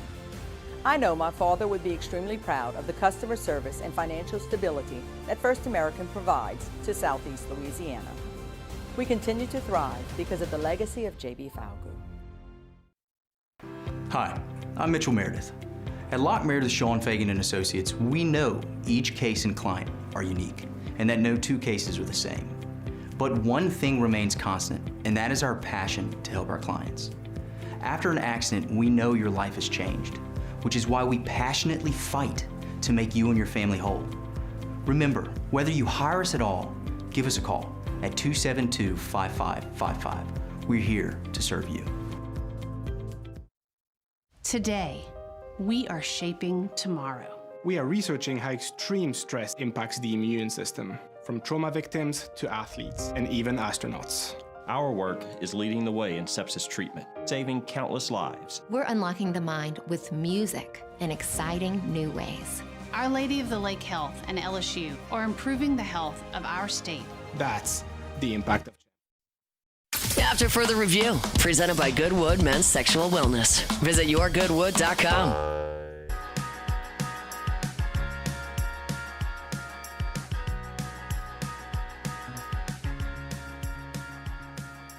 Baseball Tigers are hitting the road, take on Ole Miss this weekend. Looks like they will be without Cooper Moore for another week. But Jay Johnson on Wednesday did give an optimistic update.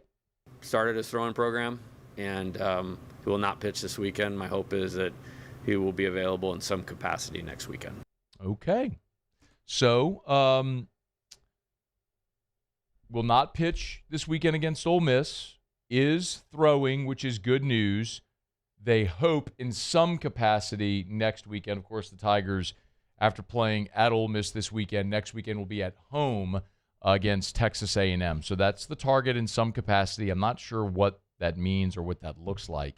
Moore made 6 starts. We haven't seen him since the Oklahoma game when he left with that tricep injury, whatever it is. They haven't really disclosed exactly what it is, but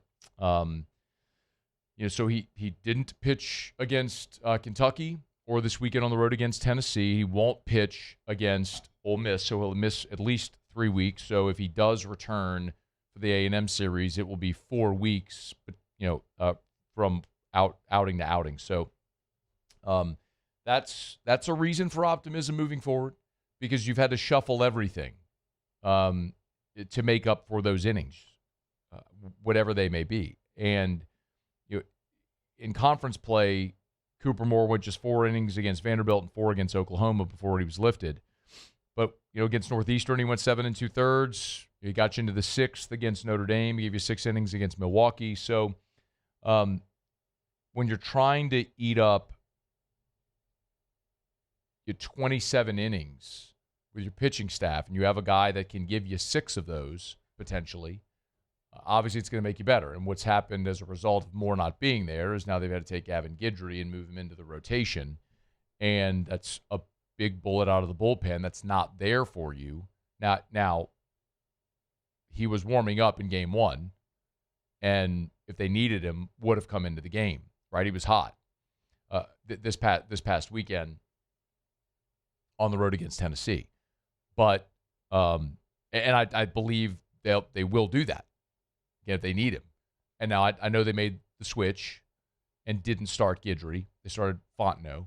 So there's different ways you can go about doing it. But the point is, no matter what you do, you're moving someone from your bullpen depth piece to starting the game, and it alters what you do. So getting Cooper Moore back would be a great thing for the Tigers, if it is, in fact, next week against A&M in whatever capacity. Now, if you're watching the game against Bethune-Cookman, and condolences if you were, it was a miserable watch. Stanfield and Dardar were both injured. Dardar sliding into second on a fielder's choice, which was the final out of the 6th inning. And then there in the top of the 7th, Stanfield ran into the wall, left hand first, the same hand that had been injured. Jay gave an update on those two. Neither of them broke anything, so that's a real positive. Now, what they can do, I don't know yet, because they got beat up pretty good in the 2 instances. You need Chris Stanfield. I think you can find a path forward without Dardar. Now, Dardar hit 600 2 weekends ago, and you would love to see him continuing to find comfort and consistency, but he is going to be a defensive liability. And I will take a better defensive player if it sacrifices that bat. I don't believe Jay Johnson would. But Stanfield is the one that we saw already is irreplaceable.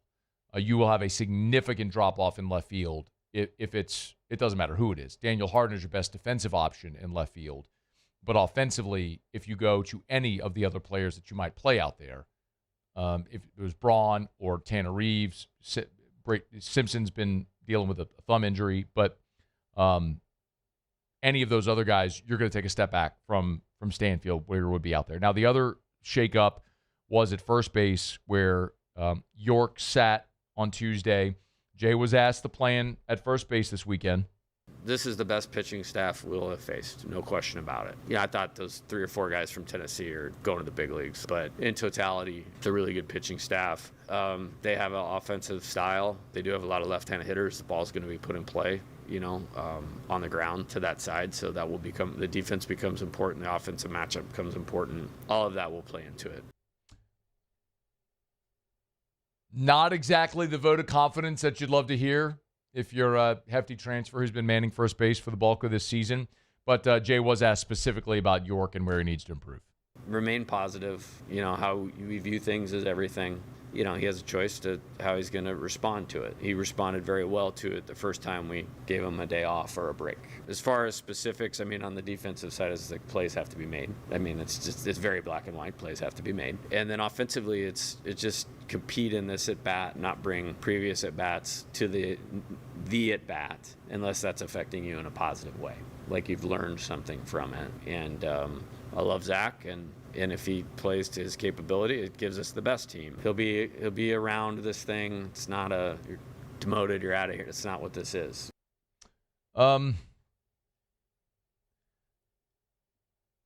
He's obviously right. York is going to play again. He's going to start games, and he's going to take significant at bats for this team the rest of the way. I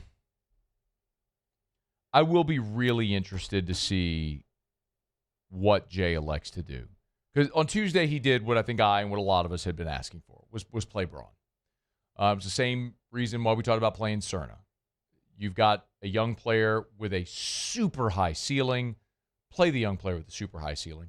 Get that young player comfortable to get to the ceiling. If the veteran player you brought in, because he was a veteran player with a lot of experience, isn't performing, well then let's get the young guy experience. The challenge with York is, 30 strikeouts is just 30 strikeouts and 100 at-bats. One of every 3 at-bats he's striking out. And when you're a it's one thing if you're striking out 1 out of every 3 at-bats if you're already on double-digit homers. But that's the flip side of it, is where you're not affecting the scoreboard.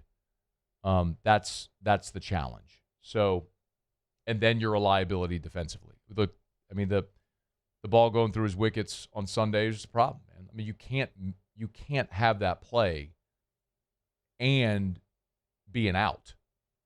So, I'll be fascinated to see what they do, and he's got options. I don't know what Jay's going to do. Yaman can be a corner infielder if he could play first.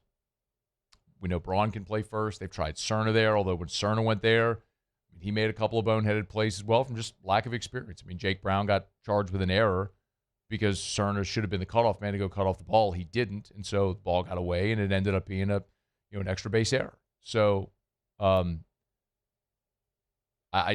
don't have a very obvious option, which is the challenge, but maybe it'll be matchup based. You're going to face Hunter Elliott, who is a dominant ace. He's a lefty. You want to get right-handed bats in the lineup? Maybe that's a great opportunity to get Yaman and Cerna and Aaron Beatty all in the lineup on the same day and see how that looks. So it'll be fascinating to see. Big weekend. They're all big, obviously, in conference play, but Tigers head to Oxford this weekend to take on the Rebs. All right, brought to you by Williamson Eye Center, 924-2020, 924-2020, or WilliamsonEye.com. I got a text, as a matter of fact, today from the Williamson Eye Center telling me it's time for my annual eye exam. So I tell you all the time, they're a full-service optical shop. So it's eye care, eyewear, and eye surgery. The eye care is go get your annual eye exam. Got an issue with your eye, go to the Williamson Eye Center. They got locations all over Greater Baton Rouge, so you can have your annual eye exam, which you should always do. If you wear contacts or glasses, again, full-service optical shop, so they can fill your prescription, update your prescription, and if you need new glasses or contacts, they can fill that for you as well. And then eye surgery. Dr. Blake Williamson is a world-class ophthalmologist. People come from all over the region to see Dr. Blake Williamson because he's the best. He goes all over the world lecturing and teaching because he has brought some of the foremost practices in ophthalmology to Baton Rouge. He's the best. So, you want to get rid of the contacts and glasses forever? Dr. Blake Williamson can help. 924-2020, 924-2020, or WilliamsonEye.com. All right, y'all, got to knock out our final break of the show. Come back. Jimmy will be here for Otterlocks. Otterlocks are posted, and we're also, some of you have asked, we will have all of the Masters plays up this evening. So the Masters starting tomorrow morning in Augusta. If you want all of the Otterlocks, all of the contributors, the consensus golf picks, they'll all be up this evening, probably as soon as I get off air. But Jimmy's next on Otterlocks. It's AFR. AFR. If you're thinking of putting in a pool, even if you're not thinking of putting in a pool, go to DuplessisBuilders.net. Go to the website, DuplessisBuilders.net, just because this is a really cool function. So if you go to the website, DuplessisBuilders.net, like grab your phone, if you're sitting at a desktop, whatever, log on to DuplessisBuilders.net. Right on the homepage, there's a Pick Your Pool tab. You can do this for your outdoor kitchen and all that stuff as well, but hit the Pick Your Pool tab. There's 11 different pool designs that you can choose from. Now, they can do any custom build you want, but this is just a cool function to sort of play with. Pick out your tiling. Pick out your coping. Do you want water features? What type of plaster, the color, all that stuff. And you can design your pool right there on the website. This is beautiful 3D imagery. It's such a cool feature. It's free. Go do it. It's DuplessisBuilders.net. Start dream building toward that pool. It's DuplessisBuilders.net. After a decade of working in private duty nursing, I know how hard it can be to find compassionate care for the ones that you love the most. So I started Decision Critical, a premier concierge nursing agency, so we can take care of you wherever you are. Our highly skilled nurses provide exceptional care from the comfort of your own home with personalized packages for short-term, long-term, or even around-the-clock care. Visit us at decisioncriticalbr.com and give us a call today to get started. At Raising Cane's, we hand batter every chicken finger, mix every cane sauce, butter every Texas toast, stir every slaw, and salt every fry. Because when you do it right, you can taste it in every bite. Raising Cane's chicken fingers, one love.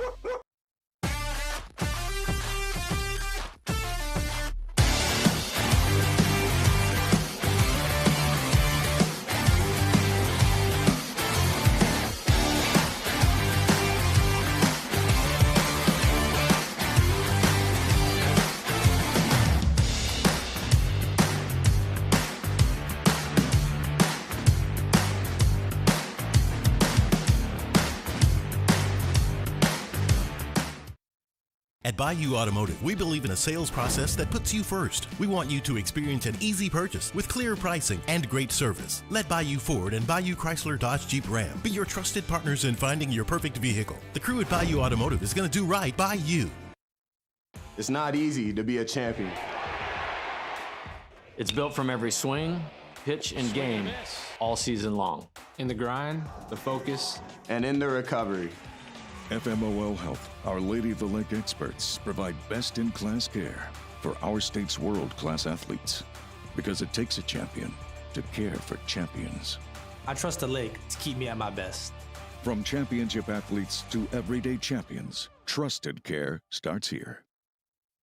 ED, low T, or simply seeking to optimize your health and performance? Goodwood Men's Sexual Wellness offers a range of discreet services to address your specific needs. We empower men to reclaim their health and confidence. Visit yourgoodwood.com.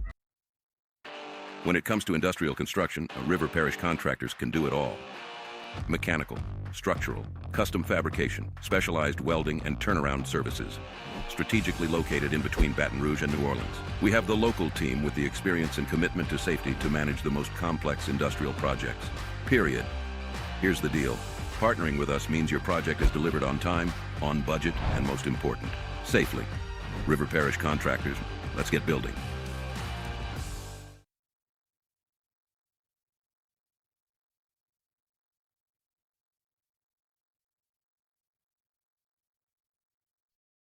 After further review, presented by Goodwood Men's Sexual Wellness. Visit yourgoodwood.com.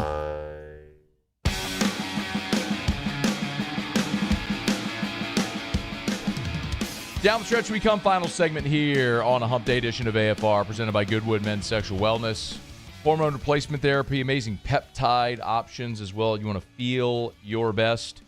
yourgoodwood.com, yourgoodwood.com. One thing left to do, find out what we're betting on tonight. Time for Otterlocks. Otterlocks. All right, time to win some money. Presented by Total Maintenance AC Repair. Same-day service means you will never sleep hot. 480-1000. We are Total Maintenance. I think it's safe to say that I won the bet. You Otter, what up? What's going on, Matthew?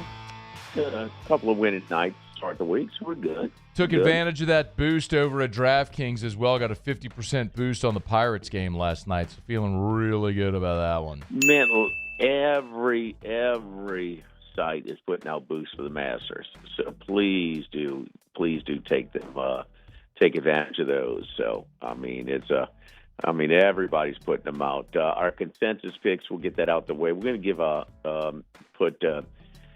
lot of the picks, all the picks from Wes and from Max and others up there later on the website. But our consensus picks was three contributors. Xander Schauffele. He's about 18-1, something like that. So he is a multiple major winner. He has never won the Masters though, but he comes into good form as well. And then another former Masters winner. This is a bomb now, as far as the Masters is concerned, but former U-High product, and that is Patrick Reed. So Patrick Reed he played at Augusta State, and so those are your two consensus picks. But and what about Ludwig Aberg? Man. Don't get me started on that. Wait, I'm asking because Max sent me the picks, and he's got bolded in the picks Xander Schauffele, Cameron Young, Patrick Reed, and Aberg. That's his picks. Oh, those are his picks. Okay, got it. Okay. So those are his picks. No. Well, lost in translation. So okay, I'll check on that. Okay, so just Schauffele, Aberg. If they count Rabelais, he likes him too. But Aubert can't finish, man. So I'm just telling you, I had him 1 this minute past weekend. remaining. He's leading with 9 holes to go, and he just throws up on himself when it's time to close. Okay, so Schauffele and Reed are the consensus picks. Yes, okay. yes, and that was announced on our show earlier today. So 2 Major League Baseball games. We're down 1-0 with the Rays, up 2-0 with the Reds. So kind of too late to get on those. So, again, a reminder, a lot of these 5:40 games in Major League Baseball. So try and get those. We're celebrating Lent tomorrow at Iverstein Butcher on Perkins near Essen tomorrow, man. Galen's got a great little deli lunch, man, great burger sandwiches, and a plate lunches as well. Celebrate Lent by eating a big old steak. Indulge. Thank you, Otter. Good luck. We'll see you. All right, Muse Pauly, thanks. Y'all have a great night. We'll see you tomorrow at 3. AFR. As we get on down the road, my pleasure to remind you about Arco Power Systems, ARCCO, arco.com, industrial Generac generator power. Love telling you about Arco Power System. They're an amazing business that, candidly, I didn't really know about until I started endorsing them and went over to their amazing facility on Airline Highway in Baton Rouge, right near I-12, and you see the size and scale and scope of that operation, and you realize, man, this thing is right under your nose. And they service businesses all over the region. I tell you all the time, north to Little Rock, east to Mobile, west to San Antonio. Draw a giant circle. You're anywhere in that footprint, Arco serves you. And we talk about standby generator power for your business, not for your home, for your business. But like we say for your home, when the storm's in the Gulf, it's too late. You want to make sure you're taken care of now. Call Arco today. Arco.com, arco.com. ARCCO, arco.com. Hi, I'm Mitchell Meredith with Locke Meredith, Sean Fagan & Associates. We take great pride in educating our clients about their rights. Whether you're injured at work or while you drive, call our office at 272-5555. Knowledge is power, and you should know your rights after an injury. Hi, I'm Sean Fagan of Locke Meredith, Sean Fagan & Associates. When insurance companies have been unfair, we've never been afraid to go to trial. Fighting hard to protect your rights, we never settle a case out of convenience. We only settle when it's right for you. Whether you hire us at all, give us a call. At Parrish, we take pride in building roofs that last. Because in Louisiana, toughness isn't just on the court, it's in your home too. Parrish Construction and Roofing. ParrishBuilt.com. If your office is experiencing performance issues like slow networks, jammed printers, or disappearing files, Advanced Office Systems may be right for you. With powerful IT solutions, print management, document imaging, and security systems, they help offices regain confidence naturally. Side effects may include uncontrollable efficiency, smoother workflows, and a sudden burst of office joy. Say goodbye to those emotional breakdowns in the supply closet and get back on track with Advanced Office Systems. At Bayou Automotive, we believe in a sales process that puts you first. We want you to experience an easy purchase with clear pricing and great service. Let Bayou Ford and Bayou Chrysler Dodge Jeep Ram be your trusted partners in finding your perfect vehicle. The crew at Bayou Automotive is going to do right by you. I'm Gabrielle McLeod on behalf of the Louisiana Propane Dealers. I have spent hundreds of hours preparing for scholarship competitions. That preparation paid off when I won the Fitness and Talent Awards along with the title of Miss Louisiana. The Louisiana Propane Dealers are also pretty talented and want you to be prepared for when the power goes out. Visit LouisianaPropane.com to find out about propane generators and other safety tips. Louisiana Propane, it truly is the fuel for our future.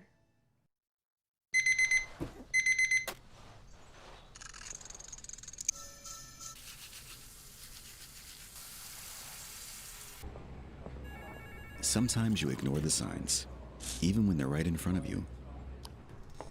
Problem gambling isn't always easy to spot. Know the signs. Set your limit. Learn more about healthy gambling habits by visiting us online or text or call for free confidential help now. After a decade of working in private duty nursing, I know how hard it can be to find compassionate care for the ones that you love the most. So I started Decision Critical, a premier concierge nursing agency, so we can take care of you wherever you are. Our highly skilled nurses provide exceptional care from the comfort of your own home with personalized packages for short-term, long-term, or even around-the-clock care.